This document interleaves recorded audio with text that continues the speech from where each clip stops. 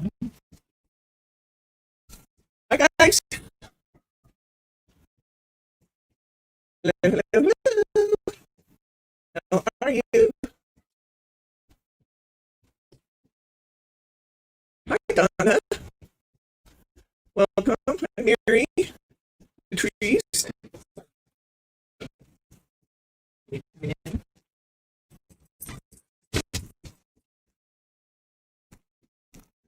Ready to go? Yes, let's go. The early bird gets to see Teddy, Mary says. He is in this room. Hello, Andrea. If Bryce can catch Teddy, we'll have a Teddy view.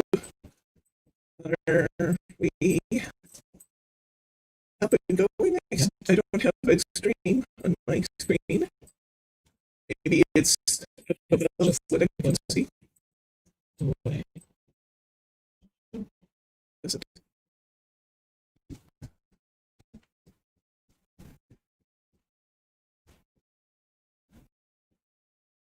Ah, there we are.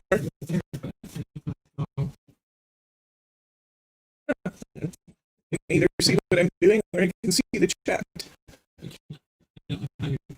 Can you pull it like you do a page?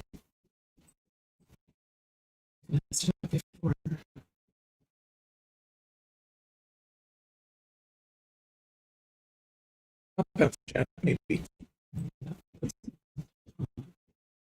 Can you put it?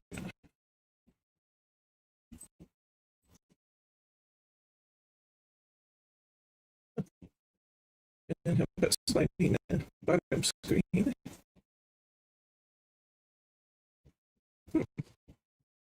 Well, we're just trying to get my view of the screen so that I can both see the video and I can see your chat comments. There we go. Good solution, honey. He's a good one. I think we'll keep him. We got Bryce here today. So you got Bryce, Teddy, and Deb. Hi, Stephanie. Hi, Brenda.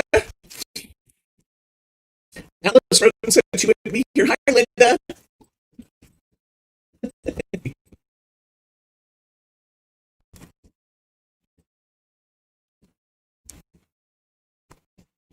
Can everybody see and hear okay?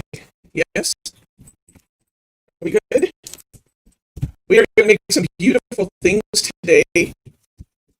But that doesn't surprise you, but we are going to make some beautiful things. I had requests from you to do a talk and to actually show you what is special about doing this or expensive coaster set. So I thought, well, instead of trying to explain it, I guess we'll just do one. So we're going to do one of these, and we're going to do a clock. I have to decide which clock I want. So I've got a square one and a round one at the end. Voice is breaking up. Sound is garbled. How bad the garbled is it?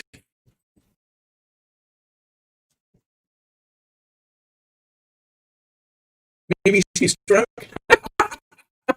Not drunk. Not drunk. Can't have shots again. Sounds garbled on my end also. You have any settings for sound there?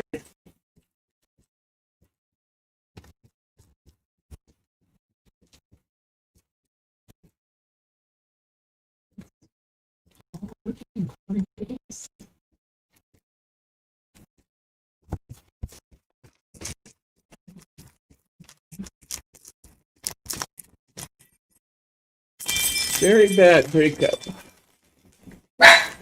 Having both computer and sound problems. Just restarted the sound. About 20 seconds for them to hear the difference.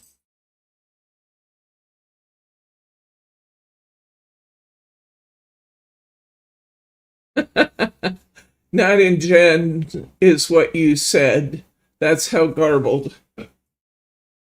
Okay. Bryce is working on the sound.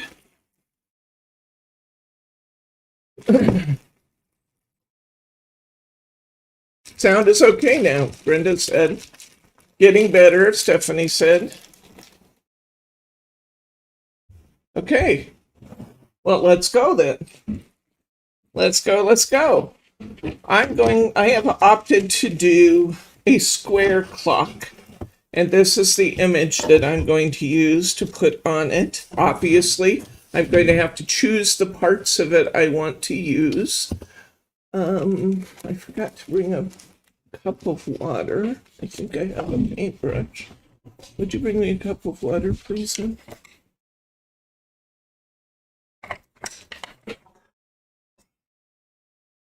This water pen might be enough.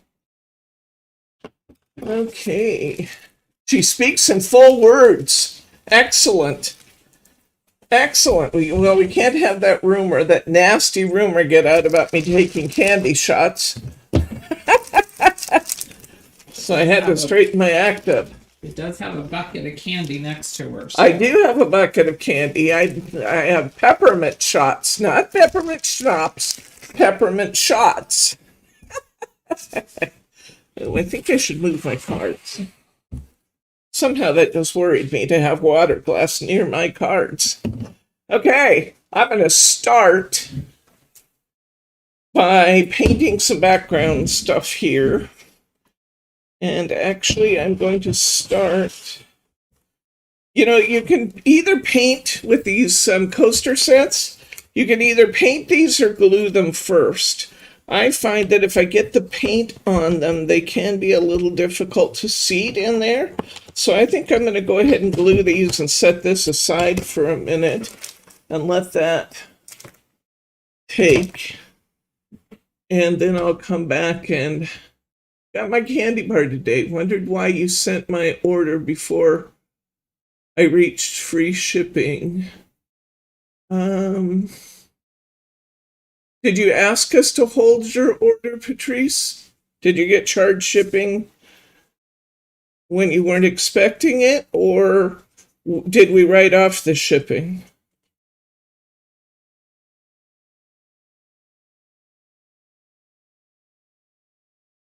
If there's a mistake and you got charged shipping, we'll fix it. It may be that we just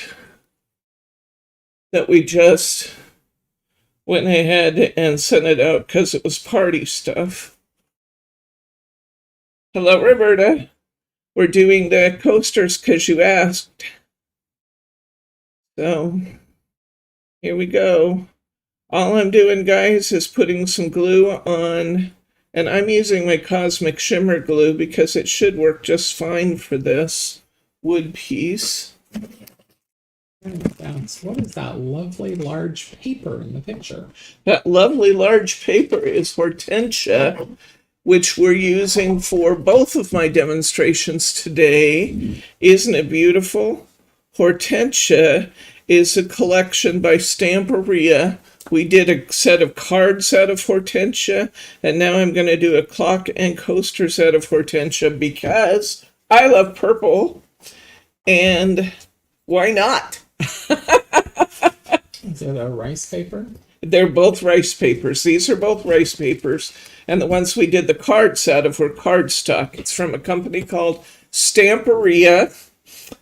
And they ship out of, I think, Bulgaria or something. They're way far away. Where are they? I happen to get this from a U.S. distributor. Oh, Hungary. These come out of Budapest, Hungary, although I believe the corporate headquarters for Stamperia might be in Spain. For some reason, I have Spain on the brain. But anyway, they have magnificent papers, and we carry them, and it's going to be great fun to use some more of this pattern because I dearly love this pattern. So any excuse I have to use, it's a good excuse, I think.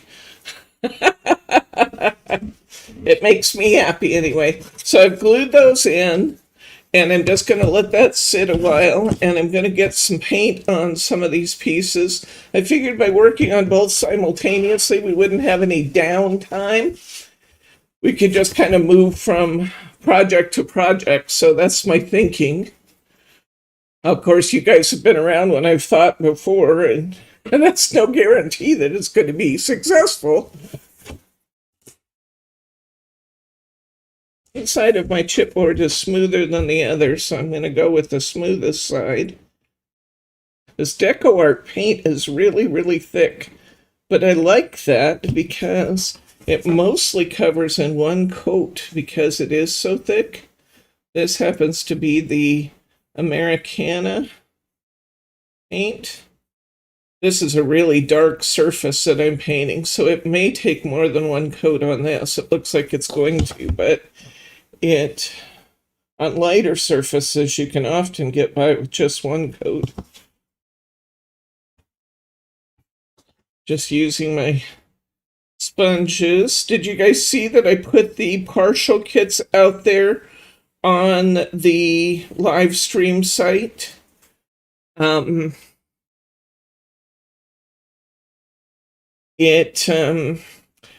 I put out there is, for those of you who are already buying one coaster kit, you would already have the paint and you would already have the Mod Podge.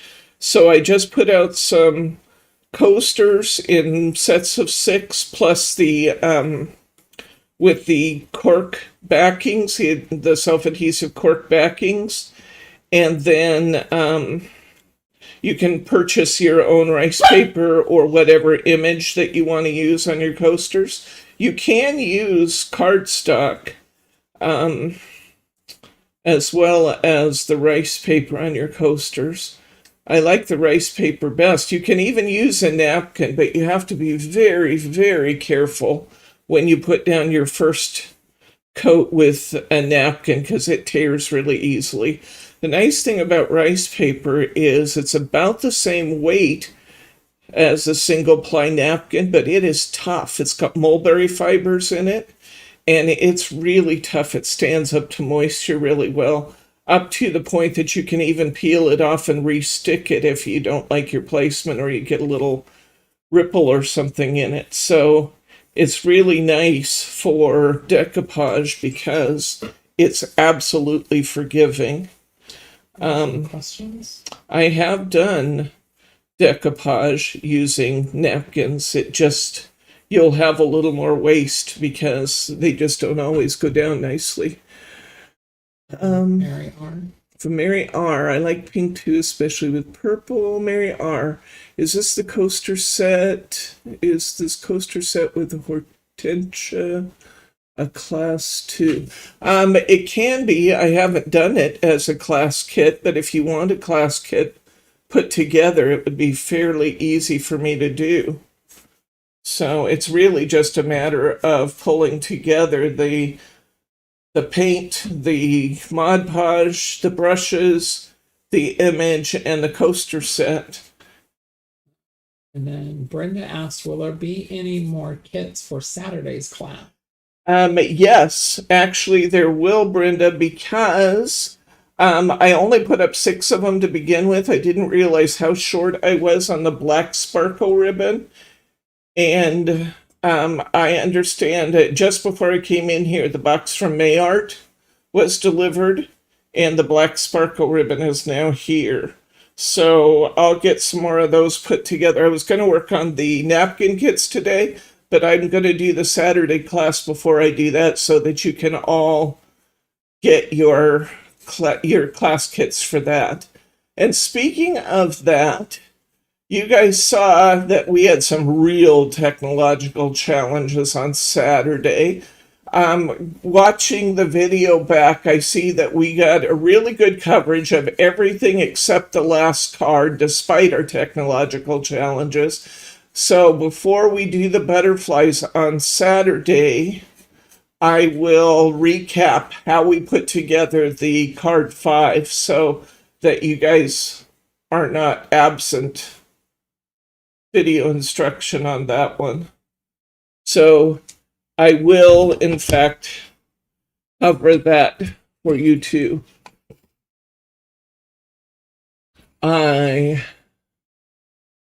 Yeah, I love this. In fact, I've actually been tempted to do a Hortensia 2 class because I have some more background papers for Hortensia that, oh, we got more than I wanted. This may become my palette for the others.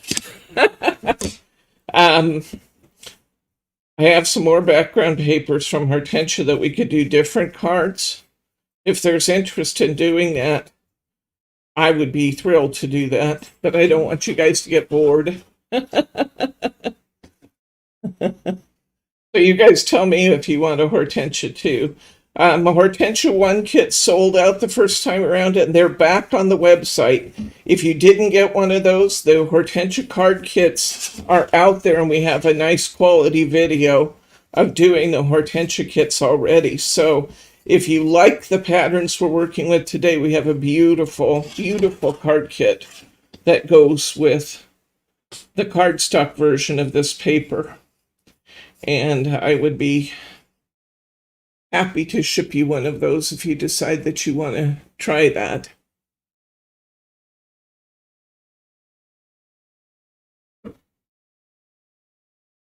So you guys let me know if that's an interest. But the original kits are back out there because I'd had requests. I had some people disappointed because I didn't get one. And I put them back up, and I put several up. So there's still some out there. We aim to please. Speaking of things that are back out there, the animal kit. I had lots of you say you wanted another animal kit, or that you didn't get one and you wanted one. The animal kit is back out there. That's the one, the glitter and glaze kit with the bear, the wolf, and the bear, the fox, and what's the third image? The what? Eagle or? Oh, an eagle. That's right, Bryce, an eagle. Yeah. So those kits are back out on the website. That one, you'll recall, comes without the wow, but there's also replacement packets of wow. And I heard what you said last time. Some of you weren't happy that I packaged the wow replacements with embossing pad refills. So this time the replacement kits are only the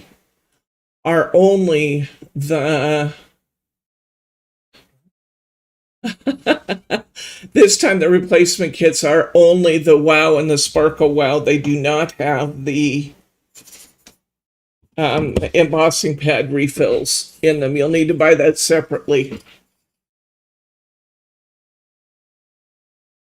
You wanted one, but you need the wolf. This one is a fox, a bear, and an eagle. It's the same one we had before. I do have a beautiful Arctic print of a wolf. There's a white wolf rice paper out there, Patrice, that's gorgeous. And I know they're available because if my paper, I was waiting for the clocks to come in. They came in today, this Hortensia paper that I'm going to use. And if it had not come in, I would have been doing a wolf clock today. Because that was my fallback position, was to do the wolf, because I think the wolf's beautiful. But I really wanted to do this one. I want a new clock for my office, and this is going to be beautiful. And my excuse is that I need to have a rice paper sample, right? So, looks like these might take 2 coats too. So we do have that one. We just don't have it in a smaller version. So, what'd you do today? Oh, I watched Debbie paint. So exciting.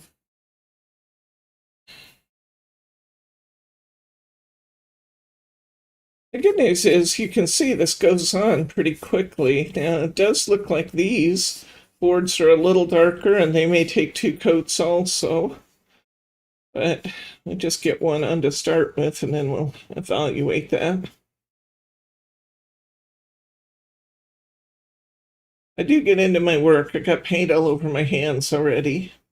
I wore my old shirt because there's no telling how much paint I'd get everywhere, including my clothes, because that's what I do.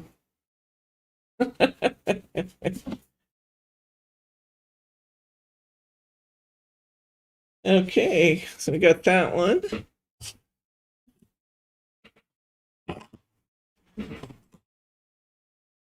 Aaron's asking if the large rice paper hortensia will be available. It is here. Well, use Yes. it for their advent box. Oh, good idea.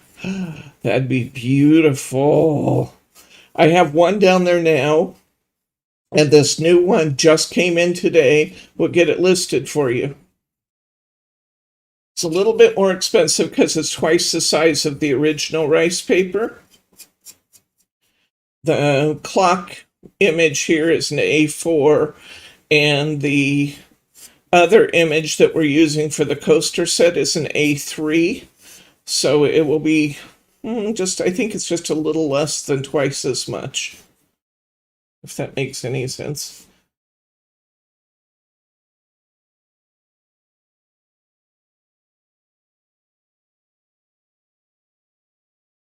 You'll notice I'm painting the sides of my coasters as well as the top. I don't want these dark brown sides showing with my beautiful purple and pink flowers. So I'm painting the sides as well as the tops of my coasters. This is using lavender with the picture for the front of her advent box and the big wolf on the other side to be able to switch. Oh, fun! How pretty! What a good idea. Mary R is asking, can I purchase the MDF coaster set with the holder and the hortensia paper as a kit? Yes, I will make one. After class today, I will put together a coaster kit of this class with this base, this one and the base, and it will have, your kit will have white paint, Mod Podge, brushes. It will have the A3 rice paper, this MDF set, and then I will give you some of the square cork to go on the bottom of your coasters. We never did show Teddy for Mary R. Once I get these painted, well, let's get all painty and then touch the dog. Yeah, let's do. Red skunk. A red skunk? Is that a thing? Paint over there. Get done painting him. Okay. I really like this paint. I gotta say, it's not an expensive paint, but it goes on almost like a chalk paint, which I really appreciate the thicker paint with these projects, because I don't want to have to paint the same thing 3 times to get a nice solid coat on it. I want a nice solid coat after just a little effort. Is it a paint or a glue? No, it's paint. This is a paint. This is the Americana bright white paint.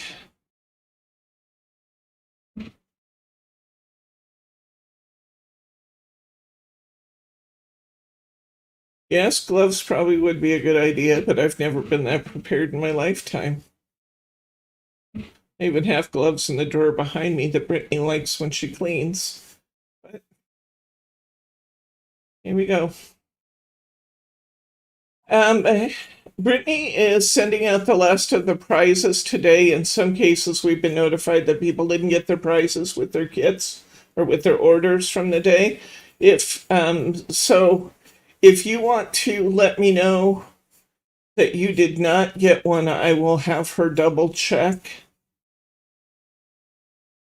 I was only going to paint the outsides of that, and then I kind of got carried away and painted the whole thing, so delete this one.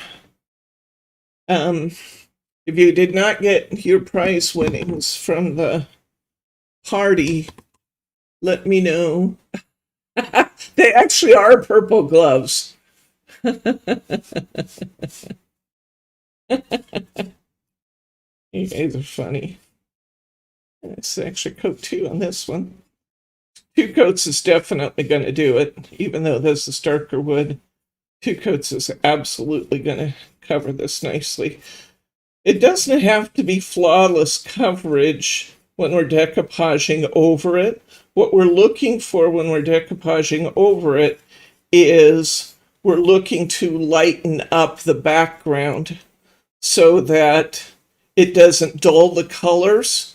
You want to start with a white canvas, so to speak, so that you can brighten up the image as opposed to darkening it, especially when we're using rice paper because it's very thin and a little bit translucent, and yet a dark surface is going to darken it where a white surface is going to brighten all your colors. You are right. Teddy's daddy is holding him. He is all curled up in his dad's arms, having a little snooze. I took the cutest picture of Bob and Teddy yesterday. Bob was nodded off with his head off to the side. Teddy was totally sacked out in his lap. Both of them just looked like they were in heaven, both of them. Teddy was just draped over Bob, and Bob was perfectly satisfied having the little puppy in his lap. They were quite happy as a duo, I must say. Okay, let's get one of these early ones and repaint. Since I have more paint here than I know what to do with. The nice thing is this paint also dries really fast, so we're not going to finish at midnight. It does dry pretty quickly.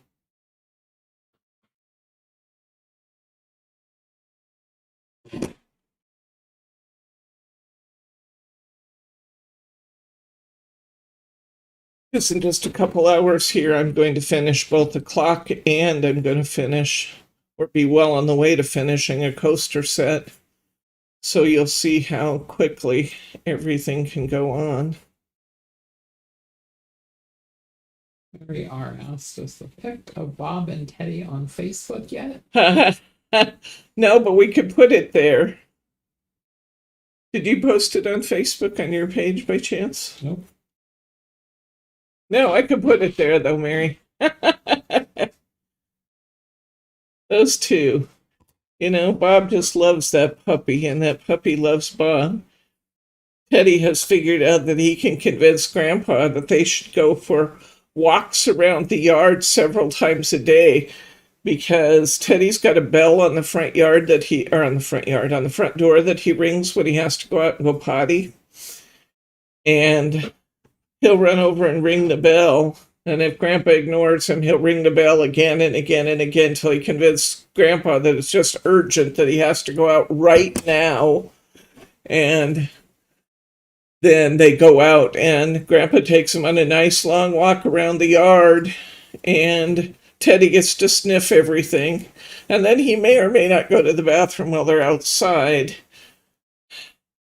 They come back in, and an hour later he does it again, and this time Dad says, well, maybe I should take him out because he didn't go last time. And so this goes on throughout the afternoon. And Teddy just rings the bell as if it's a totally urgent situation. You know, I have to go right now. When in fact, right now means he's bored and he wants somebody to entertain him.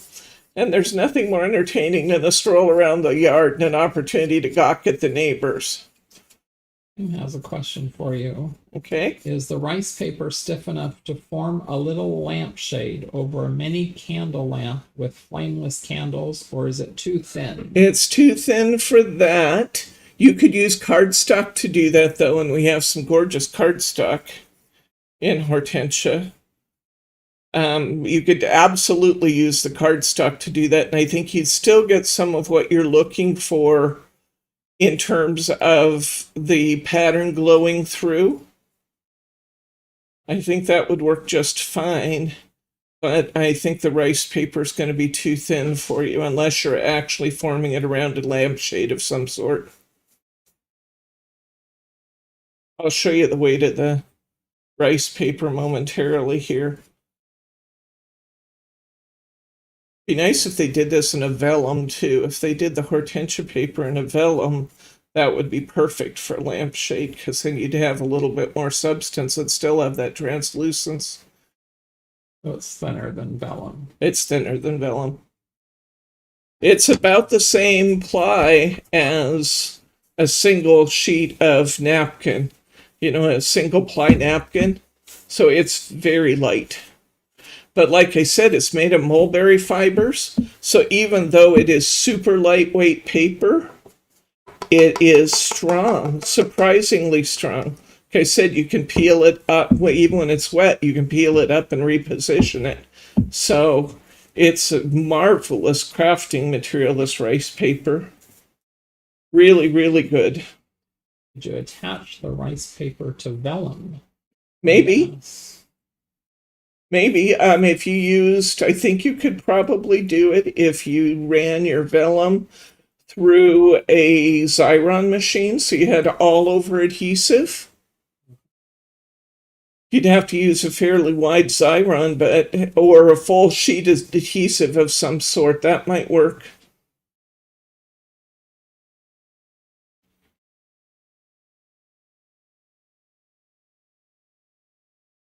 This clock base is just about ready for us, I think. Okay, what have we got left? It's got some paint lines in it. I want to smooth out a little bit. I got one hiding back here that hasn't gotten coat 2 yet.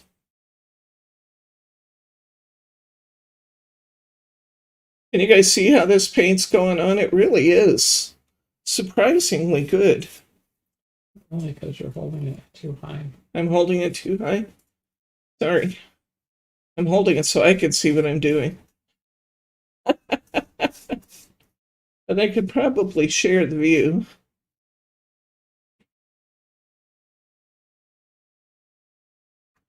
So I'm certainly not painting a masterpiece here. I'm just quickly getting a coat down on here, and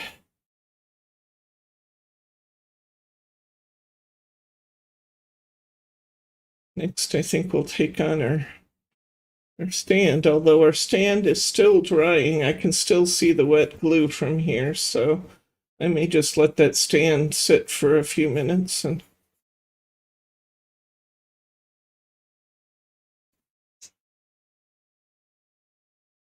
Mary says, to let you know, I got my prizes. Please let Margie know I was inspired by your use of the moonstone dies. I'll be making some of those silverware pockets. oh, good. I thought those silverware pockets were really cool. I think she said in her demo that she made some for us last year for, was it Christmas or Thanksgiving that she made them for us? Thanksgiving, I think.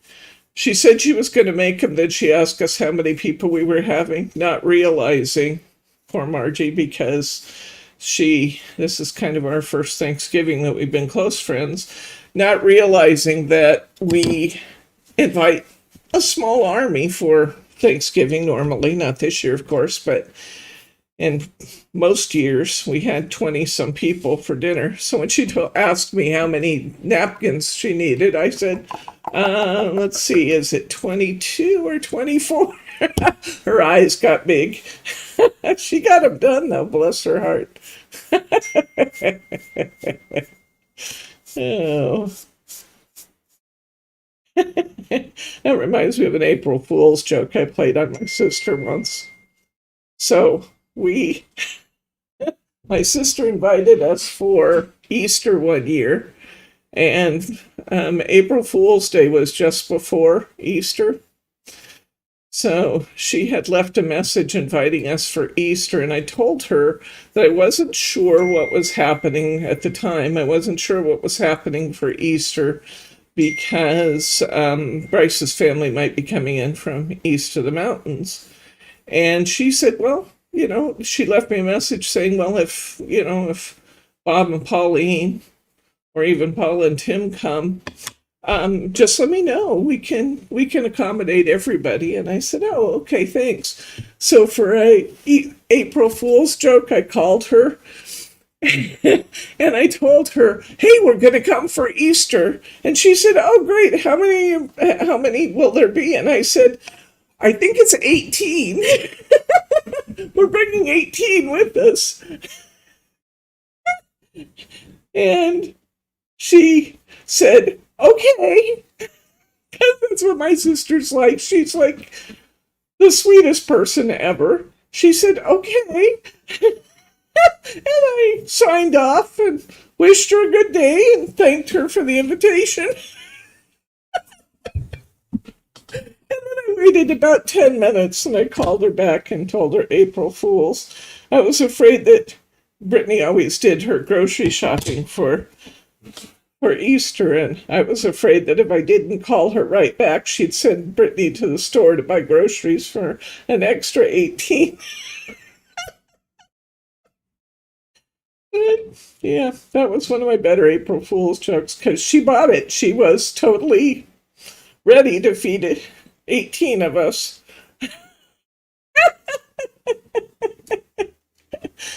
Sometimes I'm mean.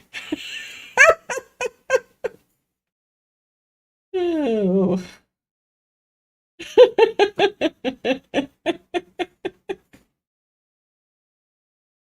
Oh. That was one of my best April Fool's jokes, I have to say.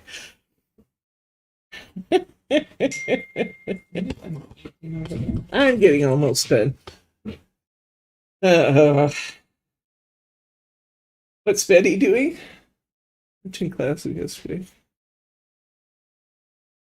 Brenda. Oh, Patrice has mixed feelings about the camera being moved. You like it better from the side, Patrice?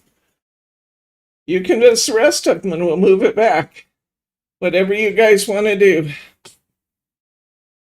I take my lead from you guys, and what you guys say works the best for you. I think I'm going to have to put some paint on this one now because I still have paint on my coaster. So I think it's time to paint this one, whether it's dry or not.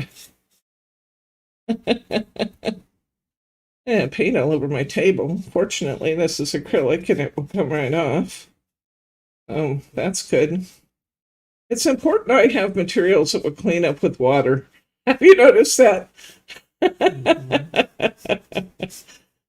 If I were to use something that doesn't clean up with water, then I really have a mess.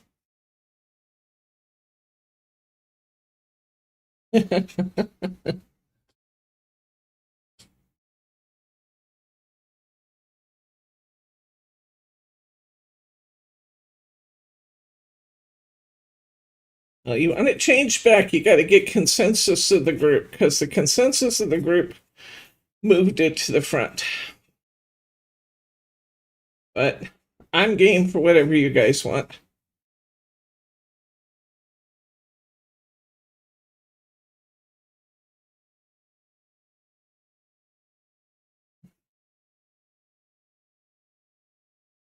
What you guys tell me about some of the April Fool's jokes you guys have played.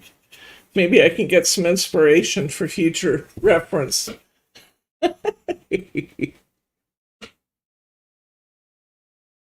Oh, we seem to move more off screen more often now than we did from the side. That's interesting. Am I off? I'm not off screen. I am off screen now. Because you keep lifting it off the table. Well, we need to raise the camera a little bit then because I can't work any lower. I'm working right now. Thank you for letting me know, guys. Usually I kind of watch that screen and try and make sure that I'm staying on camera, but this is kind of one of those I have to pay attention to what I'm doing things. Or paint could be everywhere, which it will be anyway, but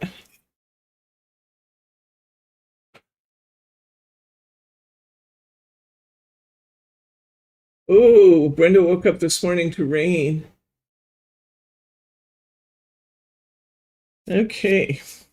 So, you guys have some good April Fool's jokes you played? I know some of you guys are characters and you have to have done them. Anybody got one?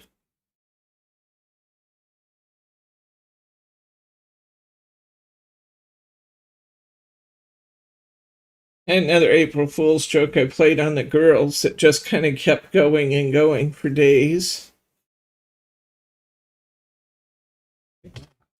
I told a coworker she had a flat tire. And she thought she did because it was so convincing. I could have won an Emmy. That's a good one. As long as she didn't call AAA before checking.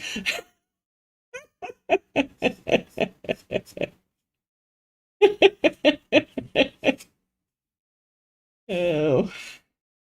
So, before we built the shop, a separate shop, we ran the business through our house. We didn't have any walk-in customers in those days, and we didn't teach classes on site before we built the classroom. So it was okay. We actually just did the fulfillment from our basement, and our house is big. We had 1,500 square feet upstairs and a little over 1,500 square feet upstairs and a little over 1,500 downstairs. And the business had already taken over all of the rooms downstairs except for my daughter's bedroom, and we had a family room downstairs. Well, you know how you get into that spring cleaning mode, and sometimes the only way to just get it as clean as you want it to be is to take everything out of the room and empty the furniture completely, scrub everything down, and then put stuff back in and decide what you want to actually go back into the room. I was doing one of those heavy duty cleanings, where you just take everything out.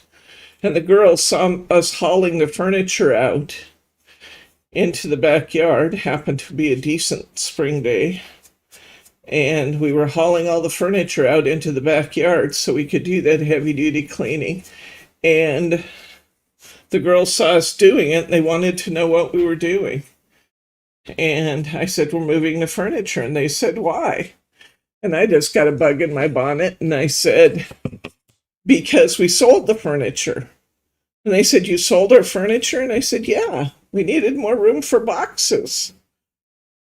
And they said, you didn't sell our furniture. I said, of course I did. And they said, we're going to be replacing your beds too.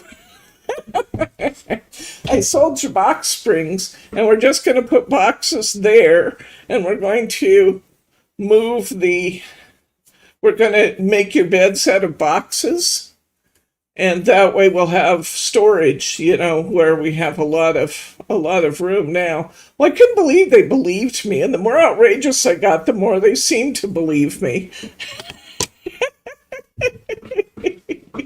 So I was telling them we sold the furniture and we were making room for boxes, and they were losing part of their bedroom furniture so I could put boxes where they slept. And they were calling family.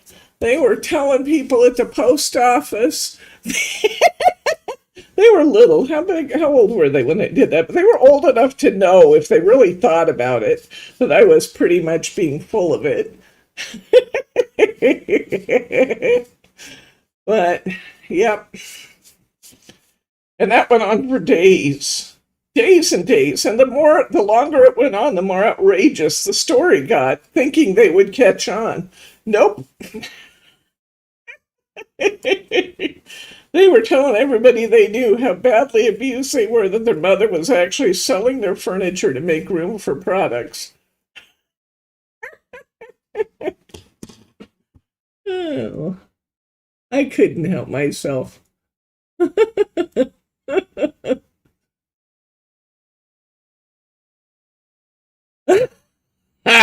Oh, I love that, Kim. I love that you let your students teach you. So, do they imitate you? Uh-oh, I just broke that brush. That's a good thing I had a spare here. I got a little carried away with my pressure there.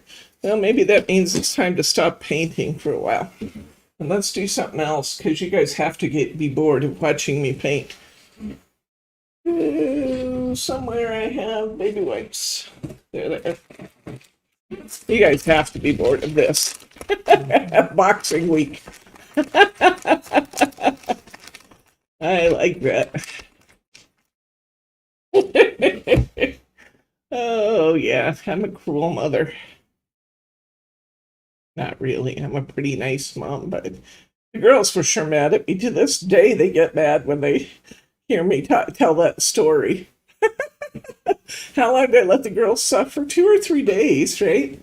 Yeah, it was 2 or 3 days. And every time they would tell somebody, I would just break up laughing, you know? You would think that that would tell them, but nope.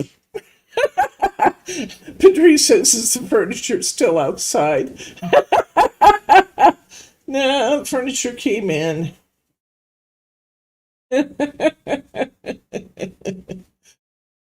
Yeah.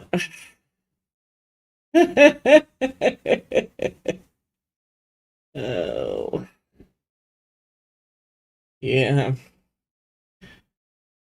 I'm a cruel mom. I played some other good April Fool's jokes, but I don't remember what they were now.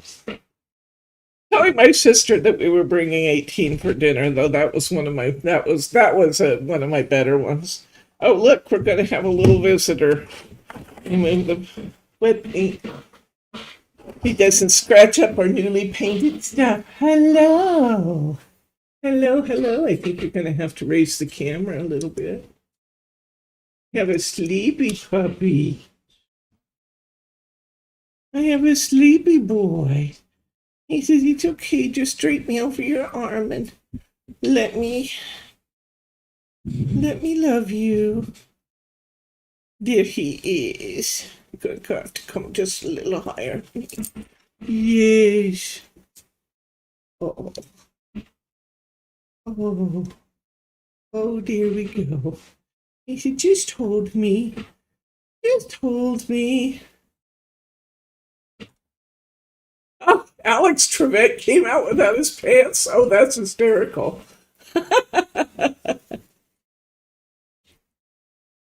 Yes. This a good boy. You're a good boy, Teddy. Oh, there we go. Okay. That's worth the price of admission right there. Yes, he is such a sweetheart. You give him nice loves. Okay. See you later. You go back to Daddy. All right. Let's get this show on the road. I think the clock is dry enough. I may touch up the sides just a little bit when I'm done. If I cared, I could paint the back, but I don't really care about having the back painted because nobody's going to see it. Excuse me. Next, I am going to look at my image. This one is particularly beautiful for the clock because it already has the numbers on it for the clock, which I think is stunning and wonderful. So I don't have to worry about stenciling numbers on. I think that's gorgeous. And the image is beautiful. The clock base is 6x6, so I'm not going to be able to keep all of the image. But what I can do is I will position my paper so that the nice thing is I can see the hole in the middle for the clockworks to come through. So it's fairly easy to position my clock over my clock base. And now I'm going to take my paintbrush and some water And I'm going to draw around the edge of my image so that I can tear off this outside edge, and I'll get a feathered look on the edge of my clock. Do you see that? Can you see what I'm doing there? So I'm using my paintbrush with some water. You can also do this with a water brush, just one of your crafting water brushes. And I'm softening the fibers in my paper, and then I'm intentionally pulling and I'm feathering the edge of my paper. Now that will give me a much softer edge around than... You can do this when you're using rice paper on, cards and things too. If you want a softer edge than a cut edge, you can feather the edge of your images by drawing a line, and see how the tear just kind of follows.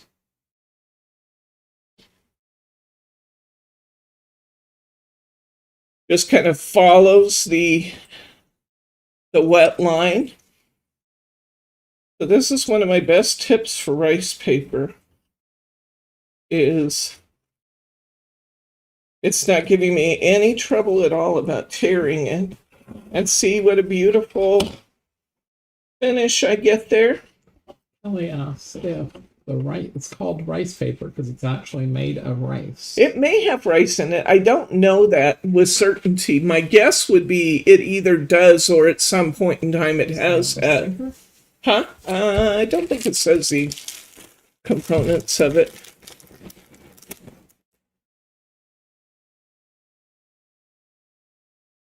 It doesn't tell me on here. It'd be an interesting Google, though, to see if rice paper actually is made of rice. My guess would be it either is or has been at some point in time, though. I can lift this up, and now I'm going to see if that's dry enough yet. I'm going to give that just another minute to dry, because what I'm afraid of is that I will lift my paint if I put the decoupage solution on. If I put the decoupage solution on too early, I'll be lifting my paint.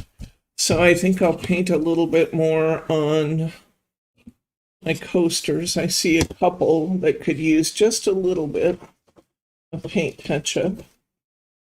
Now I'm going to keep these pieces for my coasters, because when I go to put my papers on here, I'm going to tear little pieces and I'm going to decoupage this. So these little pieces match my other, and I may very well be able to use them. A lot of times, depending on what it is that I'm making, like I made a beautiful clock for one of my friends for Christmas that was a beach scene, and it had a seagull in the front and the ocean in the back. Well, I really liked the seagull and I really liked the ocean, but they were this far apart on the paper. So this far apart, I'm not sure you could see my hands. So what I did was I took the whole section out of the middle and I brought the top down, I brought the back up, and by using that soft edge, I was able to just meld those pieces together. And then on the background, there was this wonderful ship. I took the ship out of the corner and then I put it up in the water so I could reposition all of my items. And using this rice paper, because it's light enough weight to do that, you can actually move in extra elements. So for example, if I didn't like this down here, and I really wanted to use, I may do this actually, because I have this beautiful butterfly in this corner. I can bring this butterfly and I can put it right here in the corner and even potentially overlap my clock just a little bit and bring that butterfly in. So we may do that because that's really a pretty butterfly there. Oh, I think we'll chance it. Let's go ahead and go with this. It still does need paint, though. That one I was just looking at, because it's brown in the middle.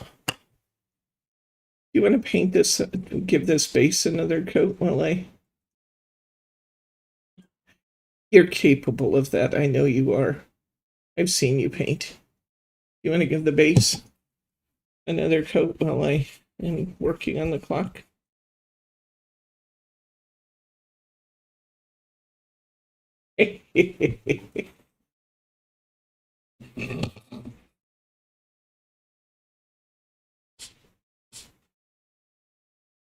The rice paper plant. Well, look at that, Stephanie. Stephanie Googled it for us.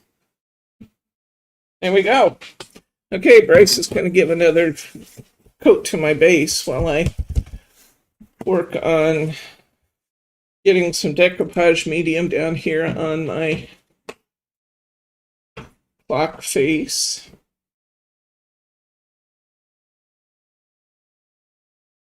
Of course, he just headed out the door. That might mean I chased him off.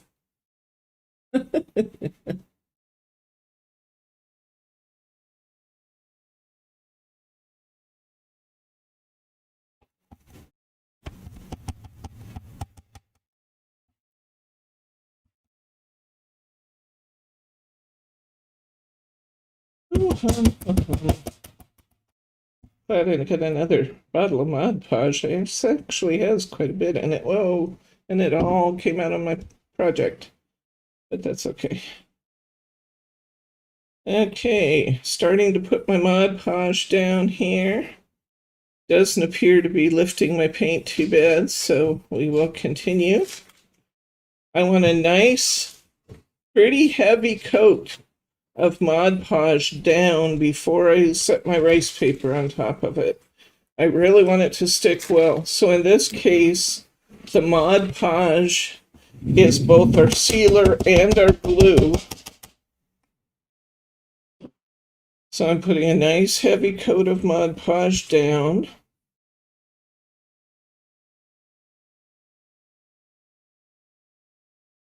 With my sponge brush. I want to make sure that I've got every little corner covered. And I'm actually going to Mod Podge my sides too, because where I have that feathering going on, I can wrap this right around the edges where the image is a little bit bigger, and then I can get a beautifully covered piece.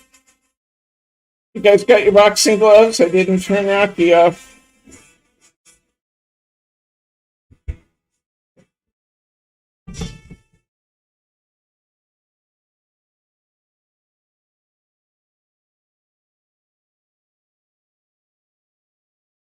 Okay. And I'm not going to turn Rocky off right now because Rocky's in my pocket, and that would be kind of icky with sticky fingers here.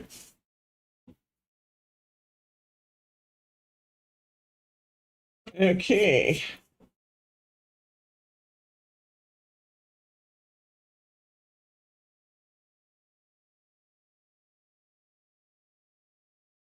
All right.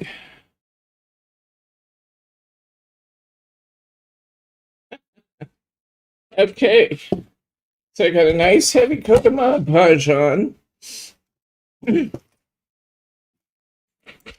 I'm going to lay my image over that. And one of the nice things about the square, I'm not going to do it this time, but I could do it.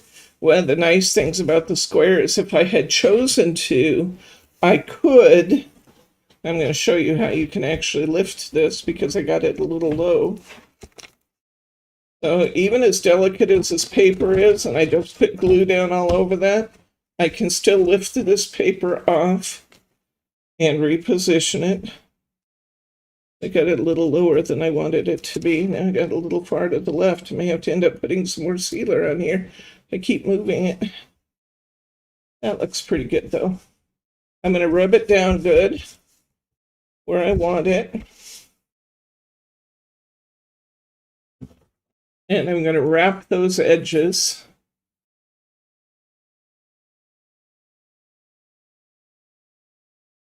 So my feathering goes right on around the edge of my clock.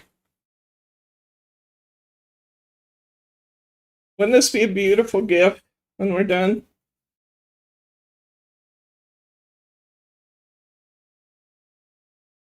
I've given so many clocks in the last couple years as gifts. I actually did one where... Hold it down, please.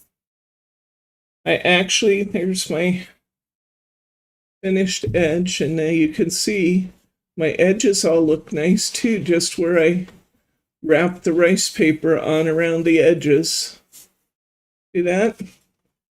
I got one little bit on the back that's kind of a little bit over. I'll probably cut that off with my scissors, but I actually tried one last year. I had not ever done this before. I printed, my cousin had a new puppy, and he and his wife, and their new puppy is just adorable, really, really beautiful. And I always insisted,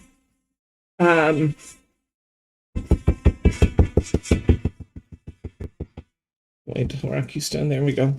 I took a picture that she had posted of their puppy on Facebook, and I printed it on a laser printer, and then I used some spray sealer on top of the laser printed picture, and I decoupaged it to a clock, and I made a clock of their puppy playing with the ball, and I gave it to him for Christmas. That was a pretty popular present, I gotta say. Beautiful, because who amongst us doesn't love gifts featuring our pets? Those of us who are totally pet crazy do, at least.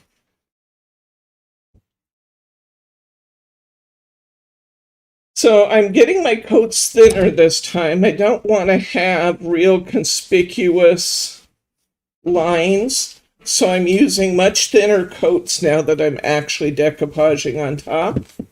I'll go ahead and hit my sides because I want my sides to stay where I have them, and I like the way they look, so I'll go ahead and hit my sides. And I could do my sides later too, but as long as I'm waiting for the front to dry, I might as well do some of the sides. What I'm going to do, I was just thinking about the process for completing my coasters, is I'm going to use the images that I like the most for my coasters, and then I'm going to use my leftover paper and I'm going to piece in my holder. It's still going to be beautiful because the colors and things are beautiful. And on this hortensia paper, especially, maybe more so than even typical paper, everything melds together really nicely. Look at that. That is just looking beautiful, I gotta say. I knew it'd be pretty, but it's maybe even prettier than I expected. I think so, yeah. Thank you. Bryce is putting a second coat on our base for us, much to his chagrin. So let's go ahead and start putting this beautiful hortensia paper while this first coat dries. I'm just going to set it up here on my stack. While that first coat dries, I'm going to start piecing this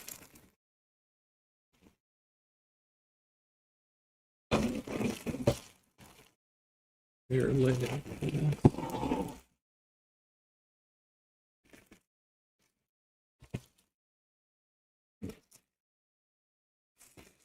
Thank you, honey.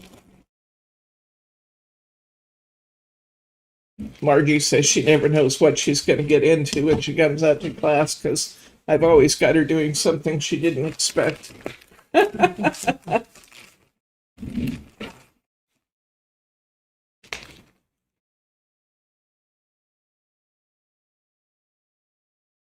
This clock is going to be beautiful. I gotta say, it's really, really going to be pretty. I love the numbers on it too. I just think that the numbers on it are just beautiful. Now, if we did not have the numbers on it, let's talk about putting numbers on a clock. The kits that we have the clockworks, the battery, and the background. They do not have numbers. We have a couple. We have this image, and I'm not sure if we have another image that has a clock. I think we might have one that has roses and numbers, although I'm not certain that we do. But the easiest way to do it is to use a rice paper that already has the numbers clearly. If you don't have rice paper that has numbers on it, then there's two ways I can think of to add your numbers to the clock. One is to buy a set of adhesive numbers, and I like doing that. I like the gold. I like to add the gold or silver numbers to things because it kind of adds that bit of a metallic feel and the kind of the elegance of adding that foiling. But if I don't know which cap is which here. They're both the same style. I'll just set them aside because I'll probably use both of them again. The other thing you can do, and this is what we've done in class, I'm going to wrap my brush so my paintbrush doesn't get dried out while we're talking. And I should wrap my other brush too, my Mod Podge brush. I didn't want to grab the wrong brush and start painting white paint over my image. So I'm going to put my Mod Podge brush furthest to the right. It's farthest to the right. Help me remember that. Okay. So, what was I talking about? Oh, the other thing you can do is take a stencil and stencil on numbers using paint or using either paint or using a Sharpie marker. Now, you do want to use great care if you're stenciling the numbers on, because clearly that can be problematic if you're if you make a mistake with a Sharpie marker on top of your clock. So that's a little riskier. Repositionable numbers are great. The foil numbers and a pre-printed image on your clock are probably the two safest, I put that in quotation marks, safest ways to go.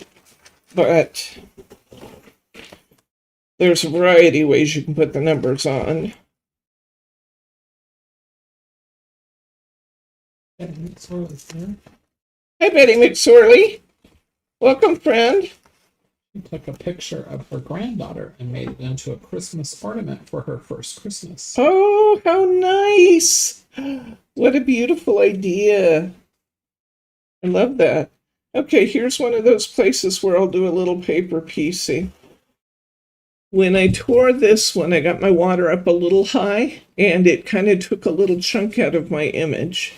So I'm going to paper piece a piece back in there. It's not going to be a problem. I'm going to take my scissors and clip out a little piece. I can probably paper piece even the same part back in. What I'm going to do is I'm going to paper piece this back in here. So it's not a problem at all. Just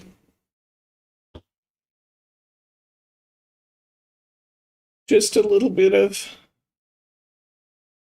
additional gluing.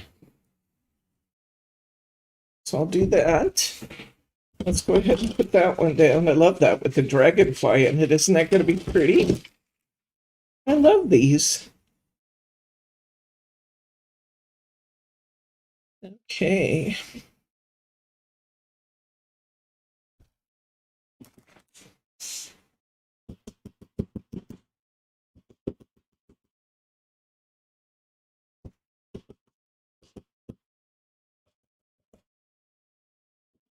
Mod Podge to the far right. Get the right brush out here. One little more than that.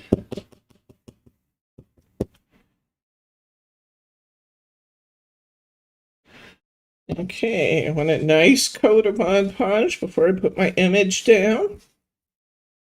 So I'm not going to worry about being too heavy with this because this is my adhesive to hold my paper in place. I want my paper to be in place firmly.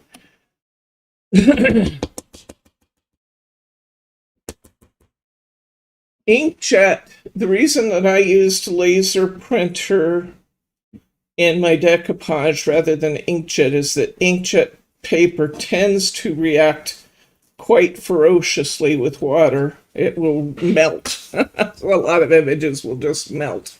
So that's why I recommend a laser printer for this kind of work. Okay, I'm going to put a little bit more decoupage medium right here in the corner where I'm paper piecing this in.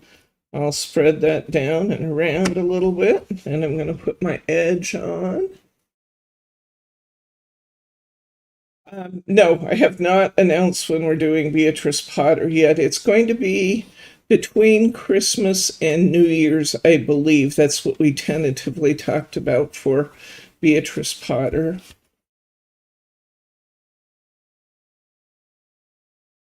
And see, that's just going to flow right in there, guys. I'm going to brush down the rest of my image. It's going on really nicely. They're going on real nicely. I'm going to put a little decoupage medium on my edge here, and I'm going to fold that edge down.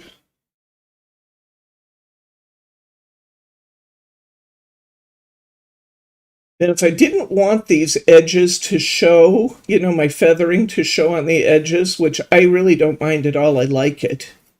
But if I didn't want this feathered edge to show, once my first coat is dry, I could take a fingernail file, run it right along this edge, and it would just cut off this paper.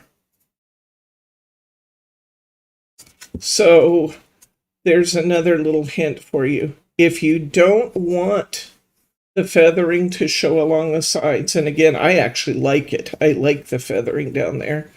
But if you didn't want the feathering to show on the sides and you want it to be very precise on the top, just take a fingernail file and file along the edge of your image. I've had people in class who did both, who left it like I do because they liked it, and who decided, no, I think I'd like it to be a little bit more precise, and just a fingernail file will just, and it's just a very, or a fine grit sandpaper, you know, one of these little sanding blocks will do that very nicely too.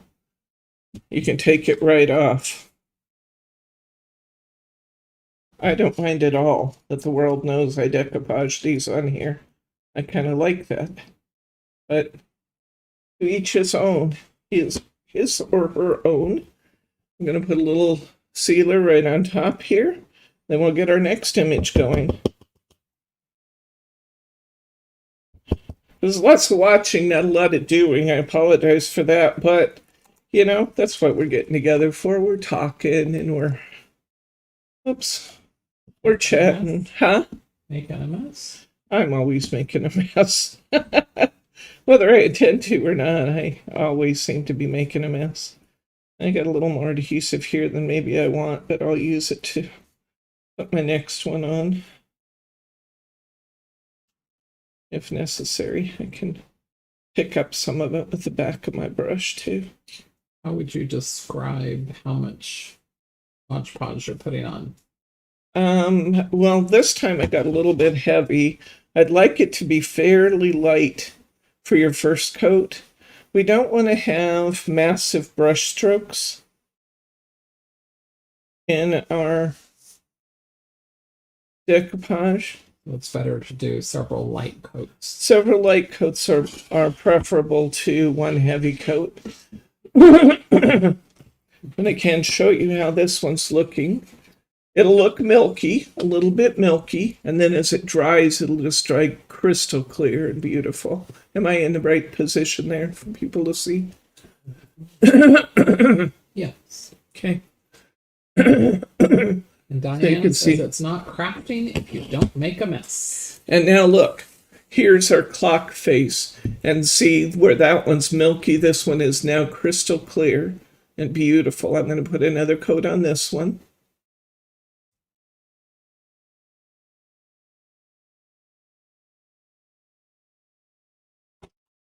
Bring this back over and I have to break down and open my next jar of. It's my right brush, yes it is.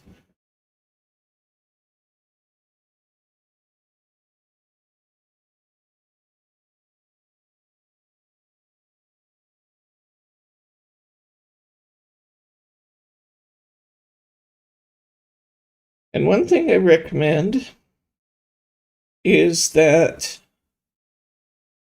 you kind of go back and forth with your brush strokes. So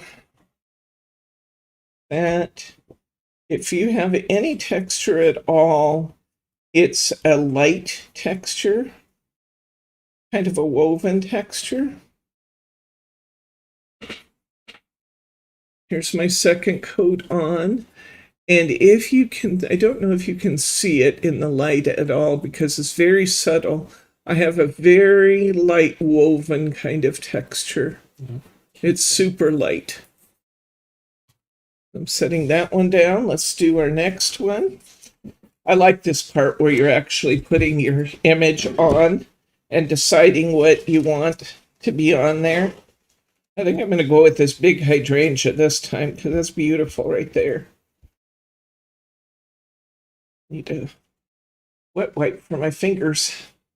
I'm sticking to the paper.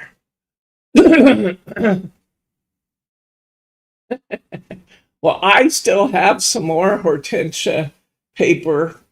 I actually have two more designs in this hortensia paper. One's very, very subtle. It's like a damask background, but in the same colors.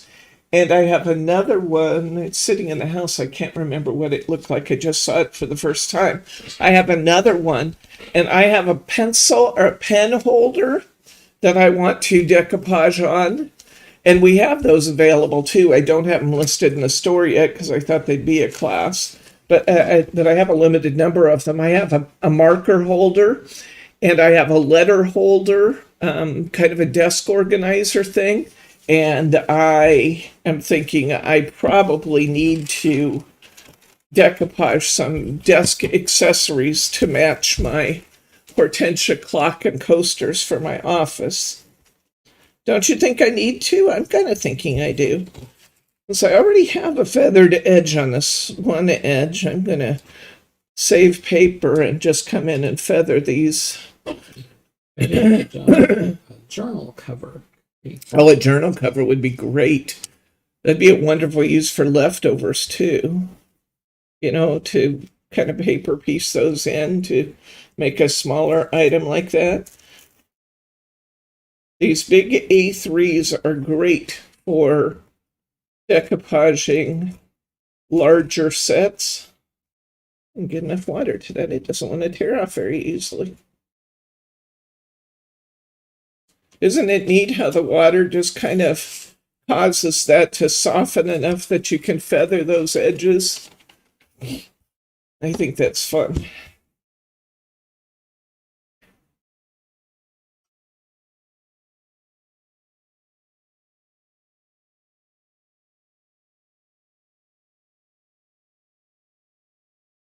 Uh-oh.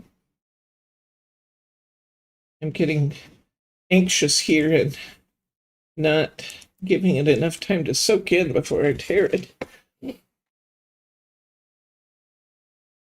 Get a little more water to it too.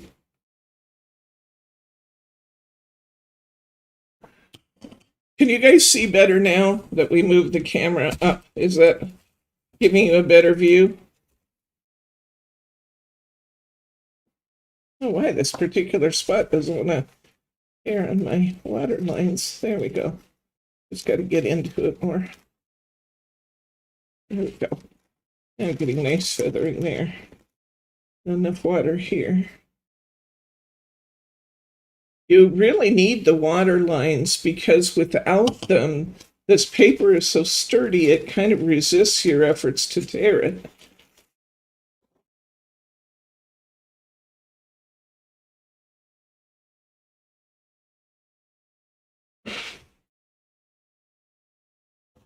Okay. A little extra ruffling there, more than I want. Okay, let's see. Go ahead and put some decoupage in there.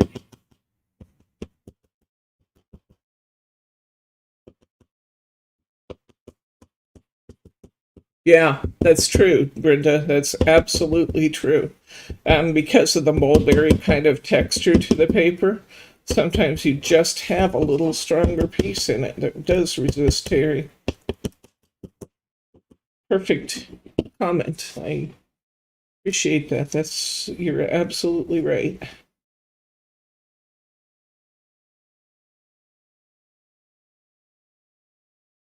Again, because I'm putting my image down and I'm both gluing it and sealing it. What a nice coat when I first put my image down. Nice heavy coat. Put my image over it again. Get it where I want it to be. I'm going to just kind of rub it down a little. Get myself a nice flat surface. It's beautiful. It's working great. Okay, and now I'm going to wrap around the edge. Well, I'm glad you guys told me you weren't being able to see well. So you guys got to tell me these things or I don't know. So, especially when I'm doing something that I'm not watching the frame on the TV in front of me, so I don't. And my producer over there tries to tell me, but it's helpful when you guys tell me too. You like being called a producer, honey? Better than other things. I don't call him things really, except my honey. He's a pretty good guy. The things I get him into, that's beautiful. Look how beautiful that is. Oh my gosh. I knew these were going to be good, but I didn't know they were just going to turn out gloriously. I'm loving this. Diane must be celebrating a birthday because she's having birthday cake. You're having birthday cake? Is it your birthday or somebody else's birthday?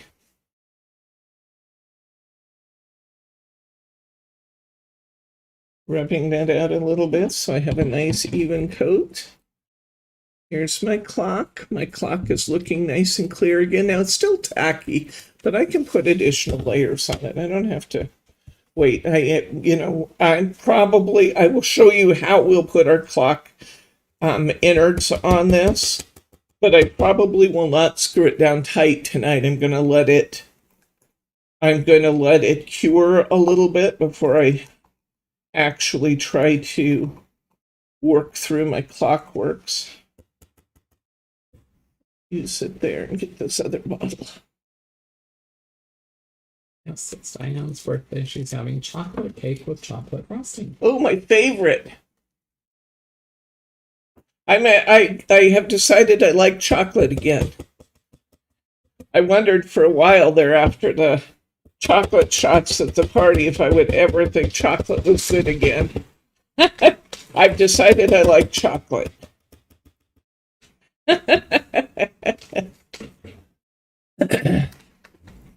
Put the butterfly in the corner. Yes, we will. Let's do that.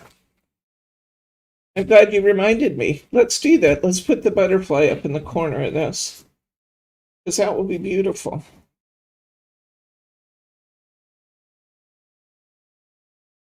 Let's just do it before we go any further. Oh, this is pretty. This is beautiful. This is going to be one of my prettiest ever. Okay. Of course, I would think so, because A, it's purple, B, it's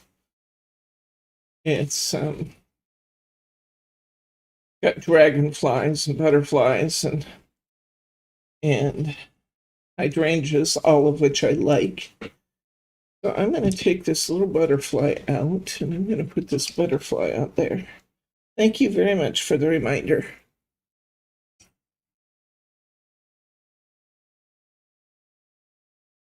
Now, I could just cut this butterfly out, and it would be absolutely fine to do that. I'll try and soften the edges around it just a bit, but I may end up tearing up the butterfly, and I may wish I had just cut it. How is your foot, Debbie? My foot is still giving me just a little bit of problem, but it could be worse, you know. It could be worse. It's doing all right. For the amount of time that's passed since I heard it, it's not doing bad at all. These seem like giant scissors for this purpose. Mm-hmm.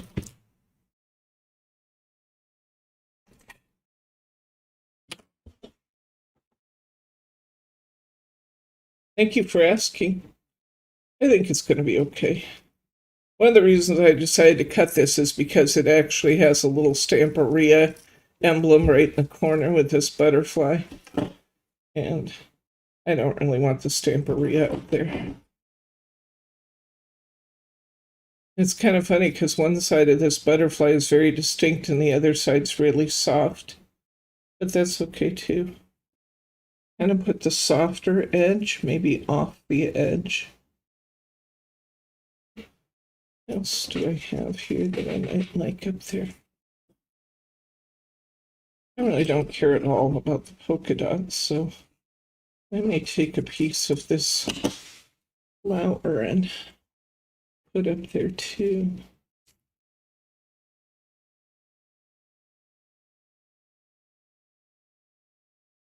Okay. Here's before. And what we're going to do is decoupage this right over the top there on that corner. Okay? Okay. I'm going to put a little adhesive down, probably a good amount of adhesive. I'm going to the softer. Maybe I don't want that. Maybe I just want this. I get the softer corner here. I'm going to put a little bit more adhesive right over the top of that. And I'm going to put my butterfly on. I like that. And I'm going to cut off my extra. Mary R is asking Debbie, could we do Roberta's glaze technique with the coasters? I don't know how. I think we could. My one question is I don't know how waterproof they would be. Once Mod Podge sets, it's really hard and it's really, you know, it will hold up to having hot cups and stuff put on it. I don't know how I'm a little concerned that hot cups and things on the glaze would start showing cup rings and things because it's a heat-based product.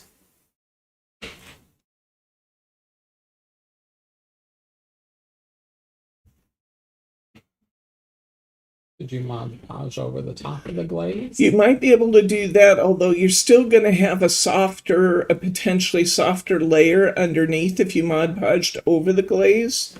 If you put just you put a single layer of wow with the glitter, and then Mod Podge several layers over the top of that, you probably would be okay. We'd have to try it, but I'm thinking that you would be okay if you didn't have a real thick layer. Does that make some sense? The butterfly's going to blend right in. Wait till you see this. In fact, it will blend even more if I put more layers of decoupage medium over the top. I think that bottle is officially dead. Patrice is also asking, is all of the Hortensia rice paper in the kits?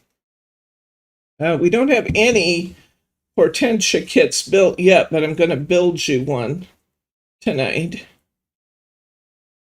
So I will build you a clock kit if you want one just like this. I will build a kit just like this.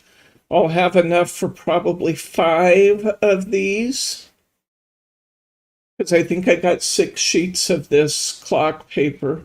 And then I'll build a coaster kit with the other one. Now, I'm going to show you this. Right now it looks really foggy, but you see how it's just the butterflies kind of melding? Where's the butterfly? Up here in the corner. The butterfly's kind of melding into the bush and into the frame of the clock. We'll see it in a minute here when it dries, and we'll check out what's happening. Right now you can see a tiny ridge where I added the extra layer, but a light glaze and then several Mod Podge layers. I think that would do it, Mary. Okay, let's do another one. Boy, these are just turning out spectacularly. I'm glad that one was dry because I threw my paper over it. Here's the 2 we have done so far. These are going to want several coats. We may or may not get to putting several coats of them on them here in class, but once we do that, then it's kind of like rinse and repeat, right? An hour and a half. We're at an hour and a half now? Okay. Once we get all of the basics done, then it's just a matter of repeating the process. So I'm going to come over here. I'm taking that one right there. One thing I'm seeing here is that it may take more to cover our base than we have left, but we'll see. We'll see.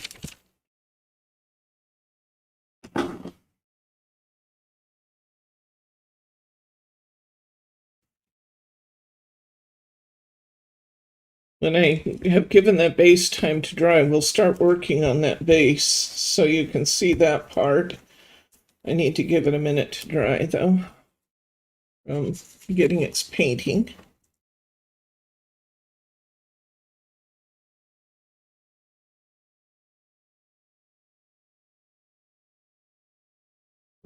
These coasters are going to be beautiful. Oh my gosh. They're really going to be pretty.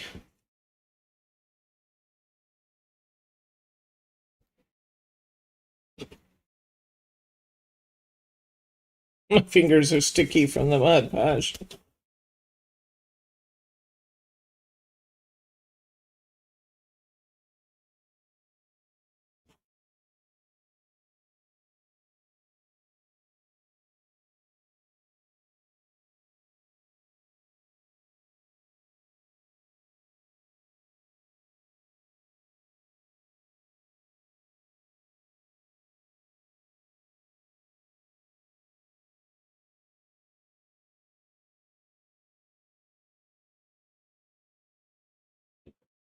I'm working with Heartfelt Creations. They have offered us an opportunity, our group, to be part of, well, I applied, to be part of an exclusive class taught for us by Heartfelt Creations. I'm still working on getting all the details. I believe the class is going to be in January. I don't know what it's going to run or anything yet, but I think it's kind of exciting to have the opportunity to maybe have a professional presenter do a class for us. Mary is asking, is the Mod Podge sticky when it dries, or do we need to seal it with a spray?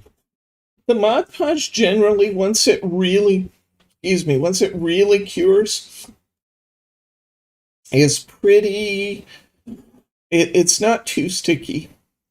It will have just a very faint level of stickiness to it, is my recall. Although it is a decoupage sealer, so it is not terrible. It's not sticky, but you may still be able to feel just a hint of stickiness to it. So a spray varnish or something over the top would be fine if you wanted to do that. You do not have to do that. I've done lots and lots and lots of coasters and stuff and clocks and not spray sealed them afterwards, and they were just fine to use. And Thelma has arrived. hello, Thelma. Friend, I thought we were missing you tonight. I wondered if I could get away with that.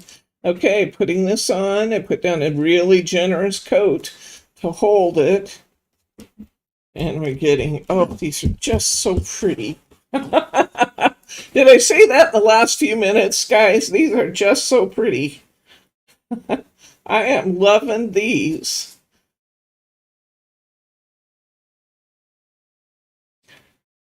This is fun. I like it when you guys ask me for what you want. So when you ask me for the coasters and you ask me for the clocks, I like to do it because I like to do what I think is going to be interesting to you. If anybody wants to have a class doing the pen holders, that would be a fun one. That's something we can all use. I don't know about you, but I have pen holders, but I have more pens than I have holders for them. And having a pretty decoupaged pen holder would be really nice. Oh, that's beautiful. Oh my gosh, that's pretty. It's pretty from all angles. Whoa, I just keep getting all carried away here. I'm going to put stuff back in the bottles. I forget I've got a brand new bottle. I don't have to turn it over and press on it. It says there's no single sheets of the Hortensia rice paper. Can you get more? Yes. I have some that, as I said, Patrice, that just came in today. And there is an A3 Hortensia out there. I'm not sure if it's called Hortensia.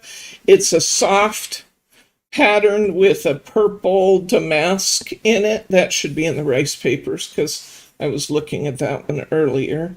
That's actually part of the Hortensia line, and the colors match the rest of the Hortensia. So that one is available. Let's see how we're doing on our stand, because you guys have seen this.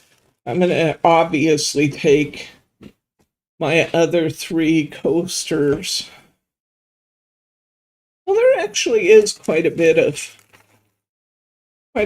paper left here. It's just going to be in funny scraps, which is fine for what we're doing. I'm going to take the prettiest pieces, though, because this is the part people are really going to see and enjoy, is the actual coasters. The stand, not as much.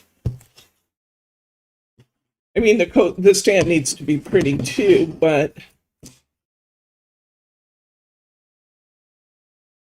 okay, let's see how this is doing. This is definitely dry. I'm going to take some of these pieces I know I'm done with, like this, and I will start putting my pieces on.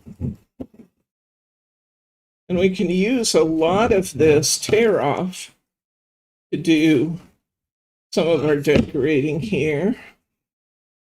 I'm going to put some of this down here. Mary is asking, so Heartfelt Creations will do a private class for Simply Special? I'm not sure if we're the only ones in it, but it is an exclusive class, yes. It will not be available to the public. Do we know what the topic is? Yes, she told me, and I don't remember, something about a cottage. She told me, but I don't recall specifically what she said right this minute. I'll get more details to you But yeah, isn't that pretty cool?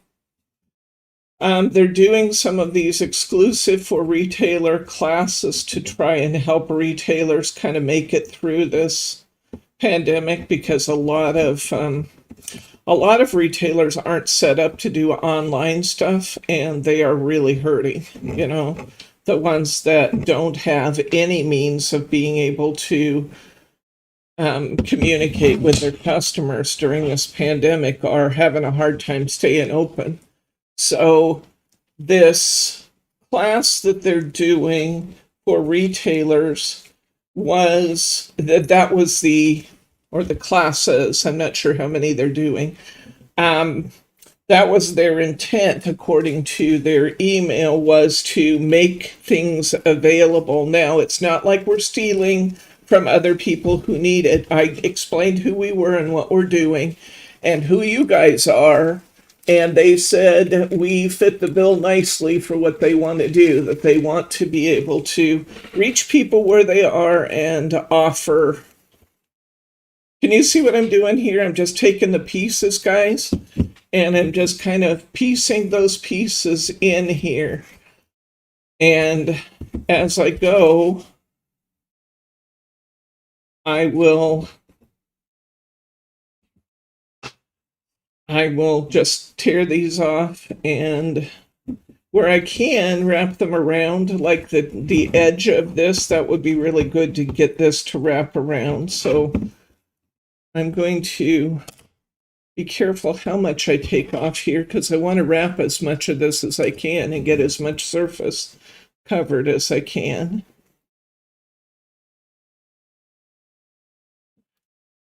But yeah, that's what they're doing. I like the folks from Heartfelt Creations. They've carried their products for years, and they're good. They're good people. They're good. It's kind of a Christian-founded family business, and they're good people, and they just want to help, and I applaud that. So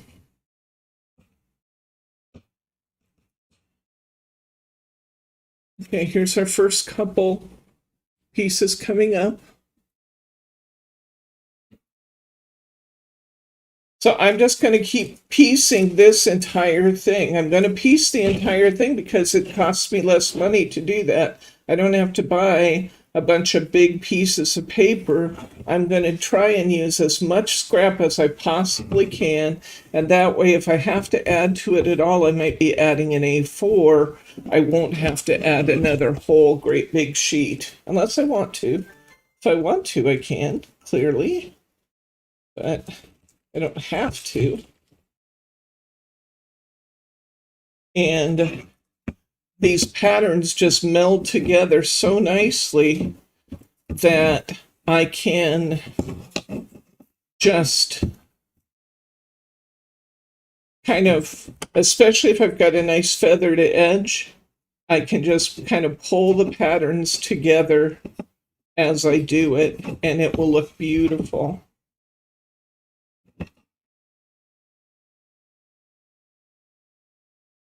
Well, sometimes I'll just tear off a piece and put it on there. But we're just going to keep working until we have the whole piece nicely covered from what you see on the top. I want to show you this one especially because this is two melded pieces, but it's going to look really, really nice together. See that? And you will know that there's two pieces there, but you wouldn't think, oh, look, there's two pieces there if you didn't know that.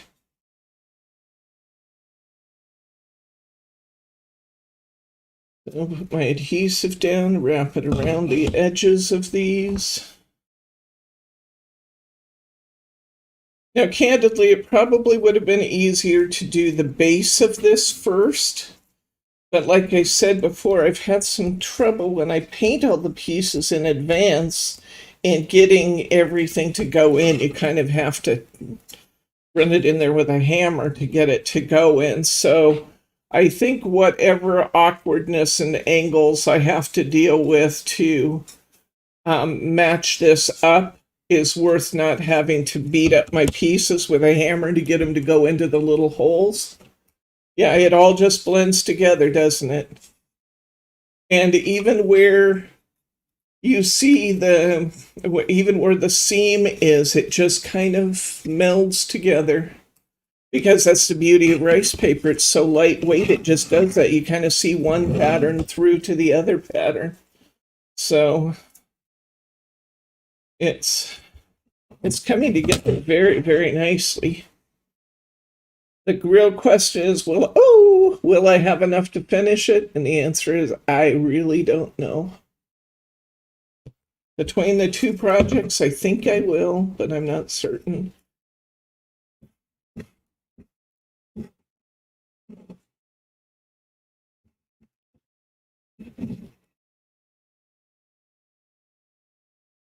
Did I tell Artefelt that you get out of hand sometimes? No, I'm going to let her learn that for herself.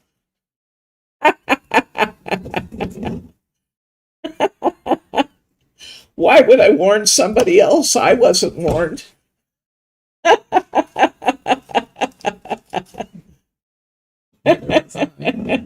Bryce says neither was he. He wasn't warned either.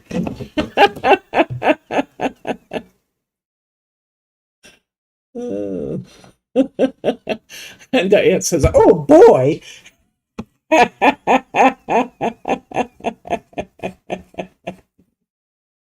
You guys are too funny. You crack me up.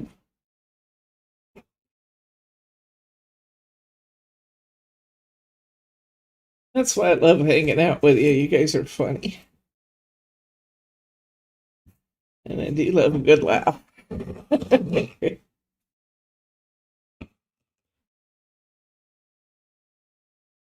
They might need therapy after. It's true. It's absolutely true. Art therapy. I know where they can get that.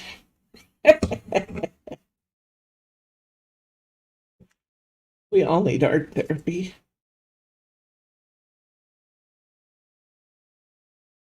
I don't know if any of you have ever taken any of Heartfelt Creations classes, have you? They can be a little expensive because Mary Lou, I think that's her name, Mary Lou.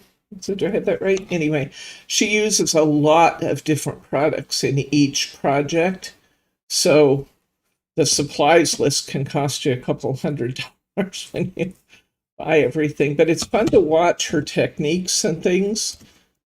And they charge you like, how much is it? I think it's about, it tends to run, I think, about $30 to $40 a class, but then they give you like $15 back in a supplies credit.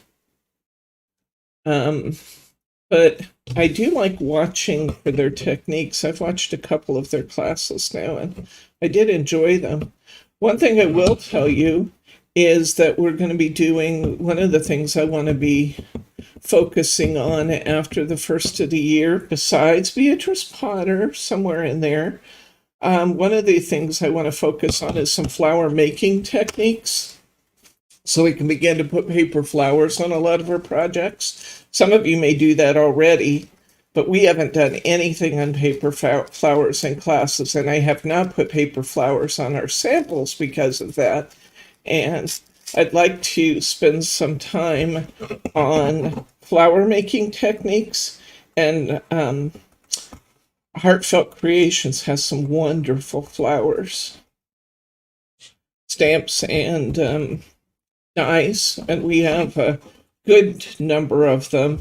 I'm going to get more of those as we move forward to do our classes. I'm trimming this one down a little bit because this pattern is very distinctly different than what I already have on the other side, and I don't want to mix a third pattern in the other side, so I'm just going to do enough to just wrap around the top with this one. I'll show you what I mean. Get it on here. I'll try and show you.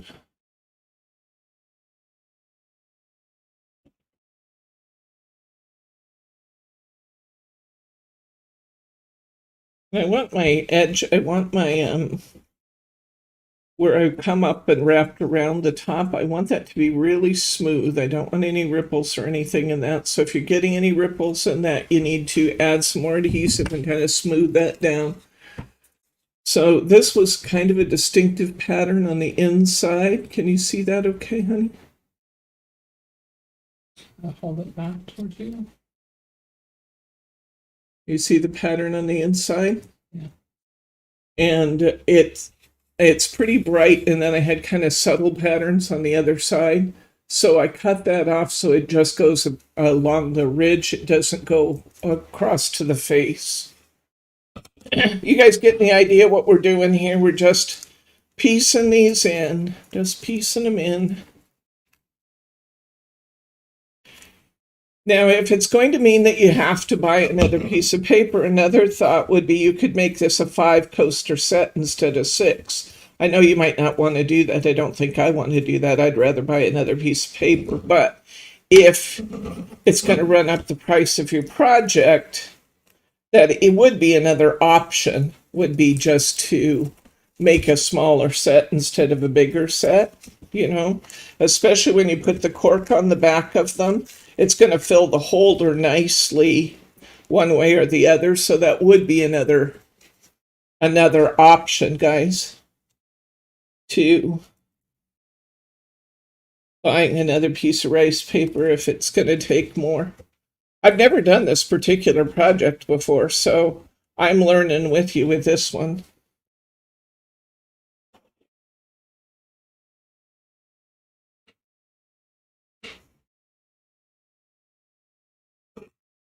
That looks nice.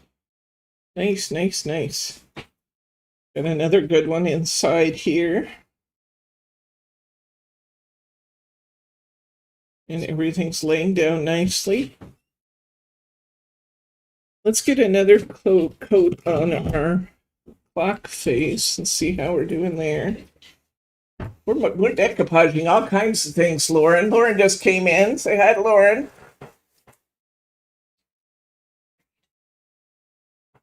Yeah, absolutely. Little bits and pieces. I have so much decoupage on my fingers now that it's literally peeling off. Okay, let's get our clock face back out. Let's look at where our butterfly is dry now. The butterfly is in this corner. You see that? Let's get another coat on this. You were asking if it's sticky when it's dry. See, these are all decoupaged, and they, you know,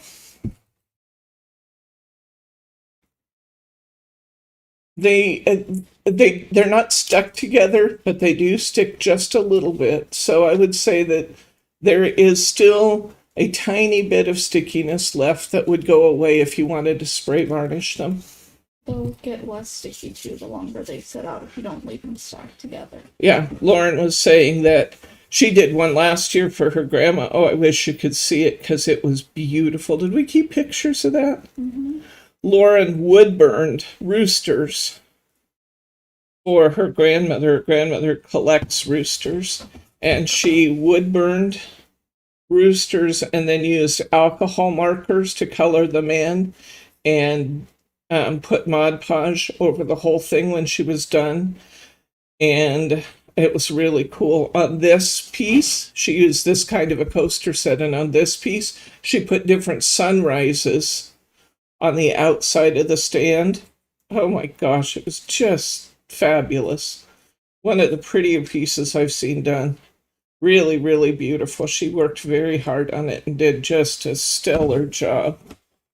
And her grandmother loved it, loved it. And she didn't use the chemical wood burning. She used an actual wood burning tool. And really got detail. Oh my gosh, she got the rooster pictures off the internet, just went around and picked up different clip art and different rooster images in different places, and just kind of created her own images. Fabulously done. And what, you had 6 coasters and they all had different rooster patterns, right? And then a different rooster pattern on the base, I believe, or was it the same as one of them? I think it was different. And then colored. But you colored them with the alcohol markers and then Mod Podged over that, and it was really, really beautiful. Should get just a tiny bit of color bleed on the very first layer of decoupage, but it was... then she just kind of started tapping it instead of pulling the decoupage, and after she got the first seal on, then there was no issue at all. Okay, what kind of questions do you guys have for me?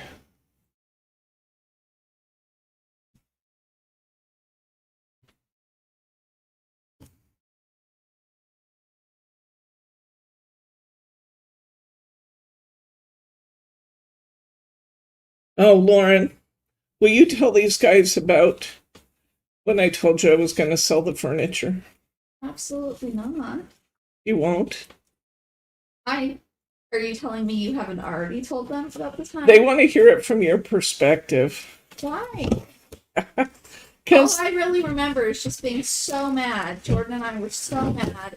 We couldn't even look at you. We were so mad. In fact, I think I cried. I was so mad about it. And it's plausible because she would be just the type of person who would get rid of the furniture. However, by the time we got to the replacing it with the boxes part, we were too mad to think about the fact that it was unlikely she'd want to sit on furniture made of boxes. But she would just sell off the furniture and have more on order.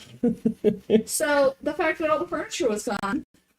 And she used to threaten us when we would get in trouble with getting rid of our beds and making us sleep on the floor. So it really wasn't the first time we'd had an issue of this nature.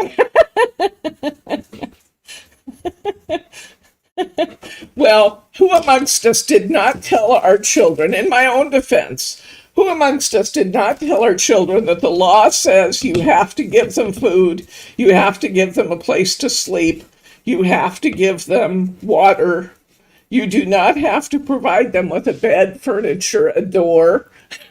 So when they would just defy you and tell you they didn't want to do something, I did. I used to threaten them with getting rid of their furniture. I threatened, in fact, I actually did with my oldest daughter. I took her bedroom door off because she insisted that the bedroom was her purview, not ours, and she didn't have to clean up her room or do what I said. So I took her bedroom door away. The tree says that you're a bit of a bully. Who knew? And do you have social services on Autodesk? She should. And Mary wants to know when the coaster sets will be available. This coaster set, Mary? Which coaster set?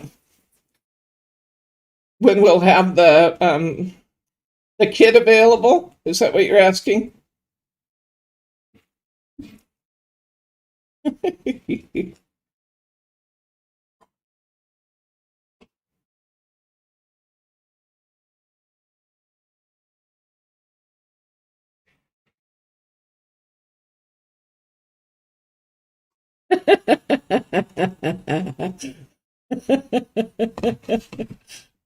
I don't. Did you do the door thing too, Roberta? There we go. You told yours that when they made the house payments, they could make the rules. Yeah, I think Lauren's heard something like that too. Then I threatened to move out. They'd be sad if I left. I will be sad when the day comes that you leave, but you're not a snotty teenager anymore. That might be the nicest thing you've ever said to me. You were a snotty teenager, so was your sister. I had 2 snotty teenage girls at one time. My mother said she prayed for that when I was younger. And that it was only right that I should have teenage daughters because she had two teenage daughters at the same time, and that I deserved that. That she had her prayers into God a long time before I ever got married, that someday I would have two girls that would be teenagers at the same time because I deserved it.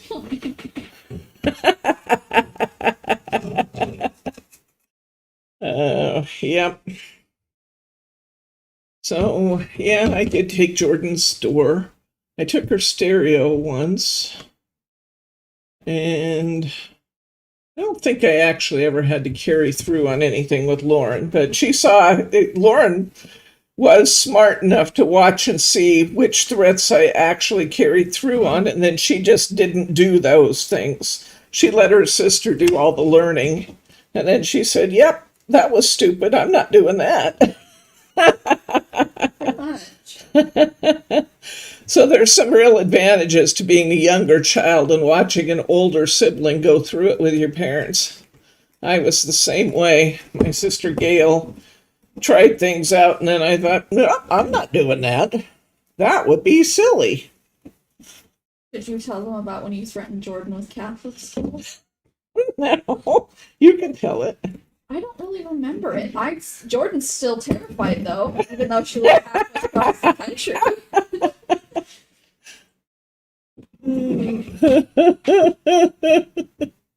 Yeah, one day Jordan and I were going around and around and around, and she just had been going through a particularly difficult stage of challenging everything. Oh, she just was being a monster.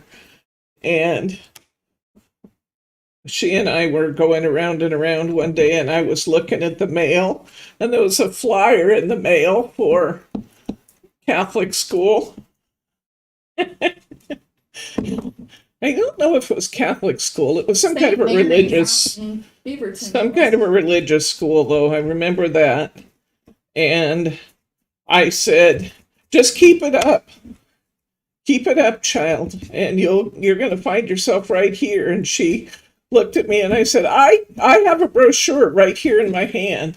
We're prepared for you. If you don't toe the mark, you're going off to school. And she said, you wouldn't do that. And I said, I have the brochure right here. Well, that scared her because I did have the brochure right there, and she didn't know it was just junk mail. I still don't Sometimes when you're a parent, you get desperate, you know.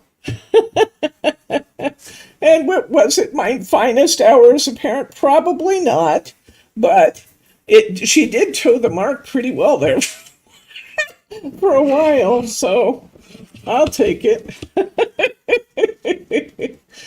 I was more than willing to use the resources available to me, even if they happen to come in the form of junk mail.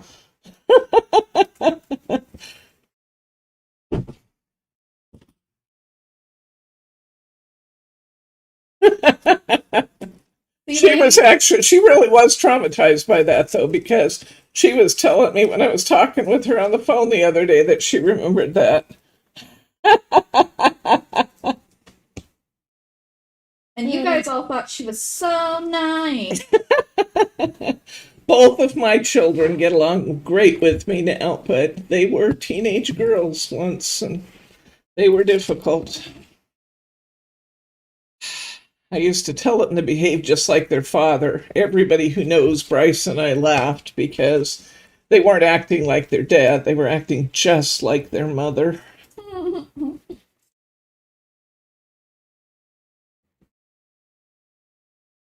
Because Bryce was the compliant, good child. You know, he never really did anything to irritate his parents, and his younger sister, that was her job. I do think girls are tougher in some ways than boys. I never raised a boy, so I can't say that with all surety. I had two girls, and so I can't say with all surety girls are tougher. What do you guys think? Or Oh, your dad used a belt? Oh, oh, oh, I never beat my kids. I didn't do that. I threatened them. I did that kind of stuff, but I would never beat my kids. Not that I didn't want to on occasion, but I never would hurt my children. I deplore that kind of behavior. Sorry about that. That's icky.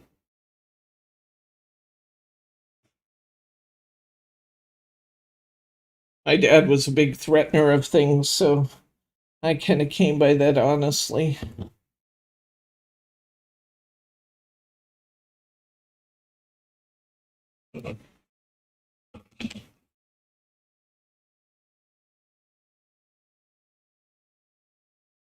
Can you guys see how this is coming? I just put down some pieces on the inside. I think I'm going to be just fine for paper. I mean, I'm down to just having scraps left to do, so I think I'm going to be fine for paper. It's just being patient and kind of piecing it in, but I think I'm going to be absolutely fine. This is really going to be pretty, I have to say. Really pretty. Going to be way different, but I don't mind different. I think we should go to our clock. Now, I'm still going to put several layers of this on because I like a nice glossy finish. What I'm doing here now is kind of opening up just a little bit where the, what's the matter? Oh, Go get down. It's 'cause they have to I'm opening up a little bit in the, where the hole is in the middle of the clock, and I want to show you how we're going to put this together. I'm keeping even these little scraps of paper for right now because I may have just a little patch in here or there that paper will be just what I need. So I'm keeping all of that for the moment. Yeah, this definitely wants a few more layers on it, but it is coming together magnificently, really beautifully. Let's talk about how we put our clocks in. Okay. I'll show you the finished product of these on Saturday. I'll stay out here tonight and finish these, and I'll show you the finished product on Saturday when we get together. There are directions in the clock kit for putting the actual clockworks together for anybody who hasn't done that. It's been a while since I've done one, so I'm going to take a look here. I'm going to start by, let's go up or down. I think this how it goes. No, it goes like this, I believe.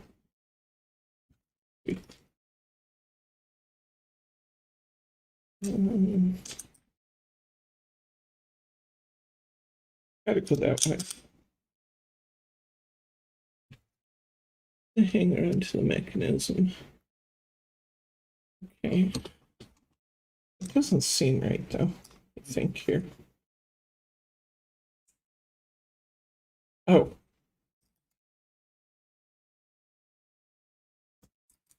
There it is. Is that right? No. Yes. No. Yes. This is the way this first piece goes on. This is the hanger for the clock, and you're going to put it over the stud that comes up from the clock base, and you're going to put it so that it's flat with the back of your clock. That becomes the hanger loop later. Okay, so this piece goes on so it's flat with the back of your clock. The next piece we're going to put on is this big black washer. It goes right over the top of that. Then we're going to put this through our clock base. Now, I'm going to be really careful doing this now because I'm not actually putting this together yet, but I'm going to kind of show you that this is going to go through, right through that base. It's going to kind of push those papers forward. So it's not a bad idea to take your little detail scissors when this is really dry and kind of trim some of this excess paper out of the way, because this is going to be hid under your clock face, okay? So you want to be careful not to tear it when you put that through. Make sure your clock base is entirely dry, which mine is not right now, but we're going to put this through. Then you have in your kit, you have another washer. It's a little gold round one. Is it the one? Yeah, that's the one I want next. A little gold round washer that's going to seat over the top of that.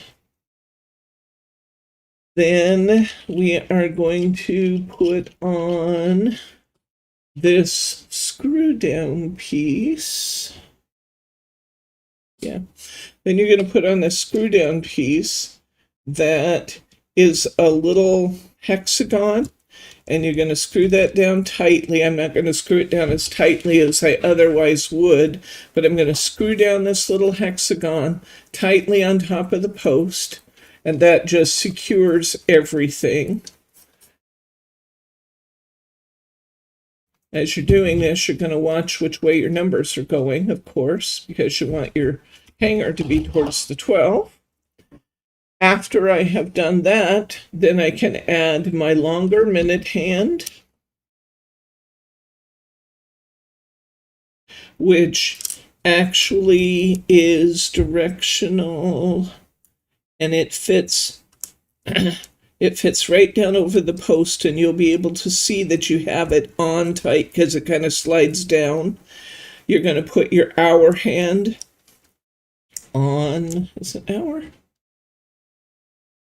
Let's see, slip the shorter, put the hour hand first, then the directional. It has a little oval, and you're going to seat it down over the oval part of the post sticking up, and then you're going to tighten this little gold cap on top of there. Now I am not tightening this up as much as you want, as much as we're going to want. I will tell you that your clock will not work right if you don't have this all tightened down tight. But this is what it's going to look like when it's finished. If you get done and your clock is not operating, first make sure you've put a AA battery in it, because it takes a AA battery on the back. And then if it still isn't operating right, I want you to take your clock, take this apart and seat everything more firmly. Isn't that going to look good in my office? Woohoo! That's going to be beautiful, isn't it? Okay, so there's our clock. Oops, which I really don't want to drop. I'm going to take all this stuff off since my clock is still wet. And I want everything to dry nicely. So I'm going to take all of these pieces back off.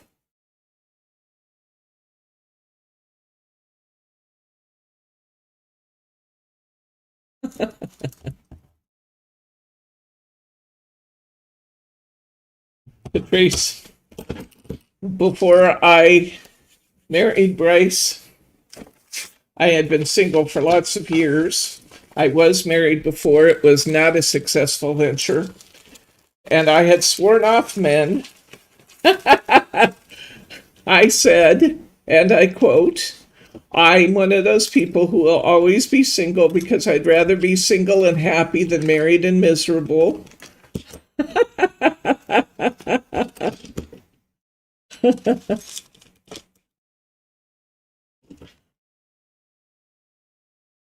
Kathy, we're in the same boat, my friend. And I didn't find the one I was supposed to wait for until I stopped looking. When I stopped looking, then Bryce came into my life, and I have never been happier in my lifetime than I've been in the time I've been with my husband, because he is truly a blessing. He was a gift from God, my husband. So, yes, I completely understand what you're saying, my friend. He was the one I was supposed to wait for. Okay. I'm going to keep coastering here. What kind of questions do you guys have about anything in this process other than when can I get my kit? Because these are wonderful. I will put your kits together and you can get them really soon. Really soon. I will work on putting these together. We'll have both coaster kits available with the big rice paper. We'll have clock kits with the smaller rice paper. I will have a limited number of each initially, but if you're loving this, I will get more. I will get more, and we'll make sure that you can get them. I have plenty of the coaster bases. I have a limited number of the great big rice papers, so I will get more because I can sense that I'm going to need more. I hear you saying I'm going to need more.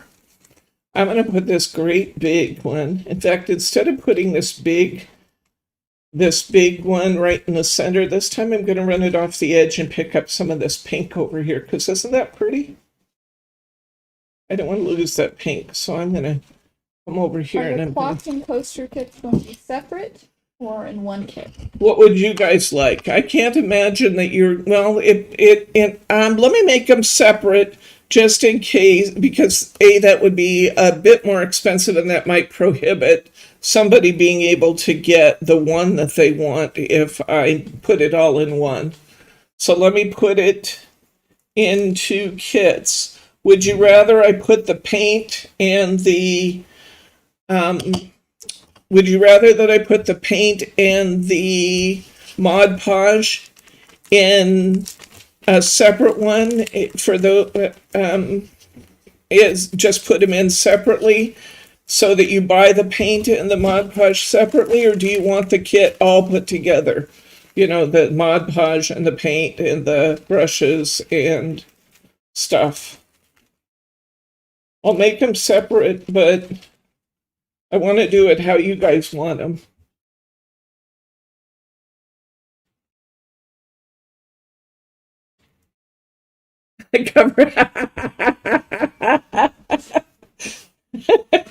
A zone where everything's covered in hortensia paper. I'm with you. I'm good with that. You've already heard me say I'm waiting to do hortensia too. I may just do it, and then if you want them, you can get them. If you don't want them, you can say, move on, Debbie. Because I'm pretty excited about this hortensia paper. I really love it.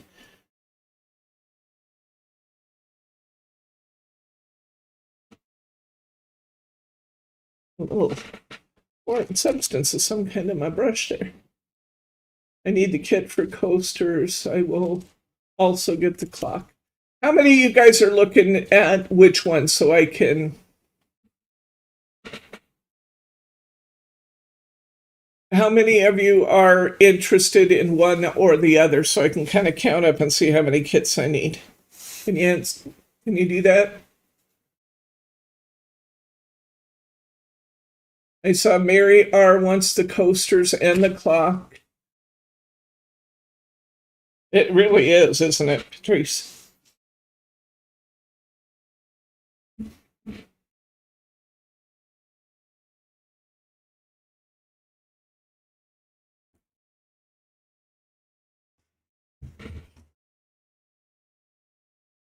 Okay, put my rice paper on.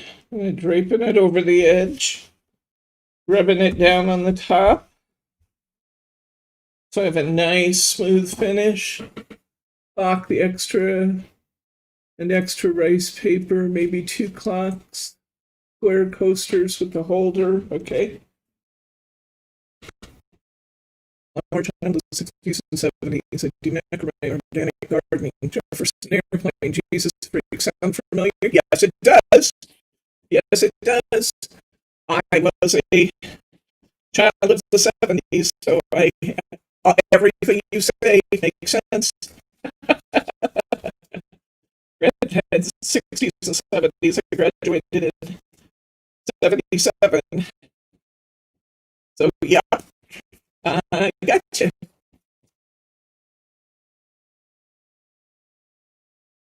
Um, we probably need to sign off here soon for those of you who I'm keeping way up past your bedtime.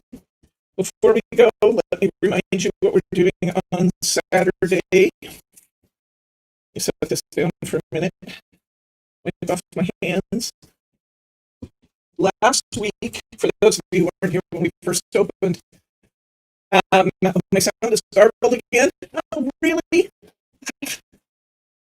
Okay, can you hear me now? Yes, garbled. Sound is very weird now. Well, oh, Debbie, dipping in the chocolate shots again.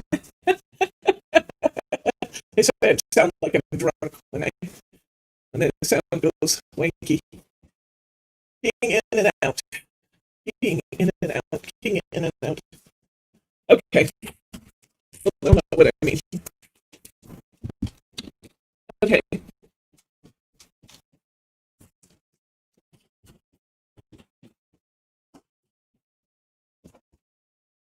Hopefully you can hear me. Why don't you just say, type right there, Lauren, and tell them this is our cards. We can hear you, but it's echoing. Okay. Type there and tell them this is going to be our kit for Saturday. That I will have more of these kits up in the next day. That the ribbon just came in, and I'll make more. I'm not typing your whole speech. Well, they can't hear me. Going to... Yes, show and tell.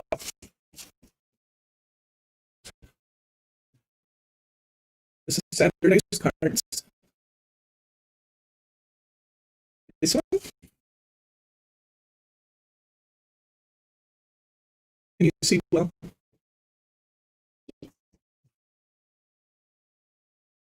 This one?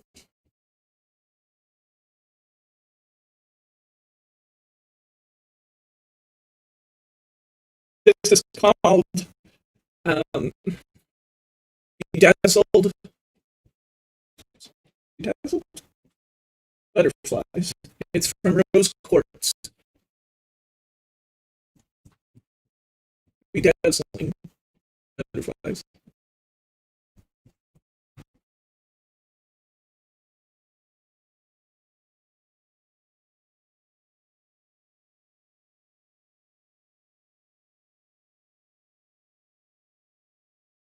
This one?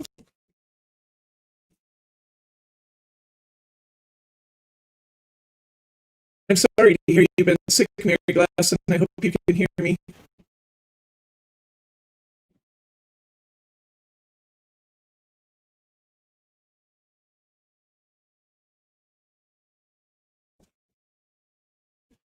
Beautiful shaker.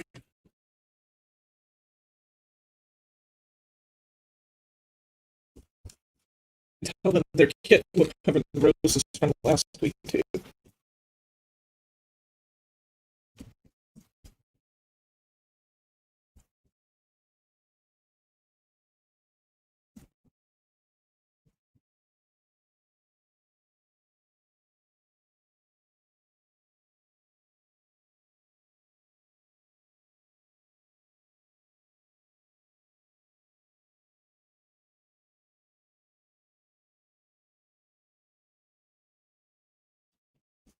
This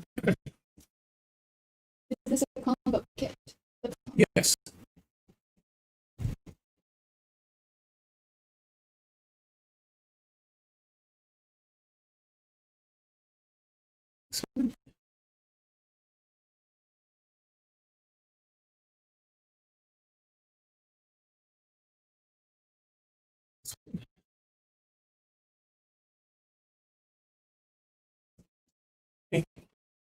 I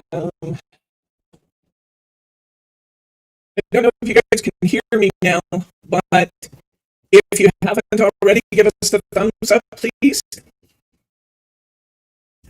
And I'm going to say good night, Gracie. I'll start Saturday's class by showing you the finished results of these. Type good night, Gracie.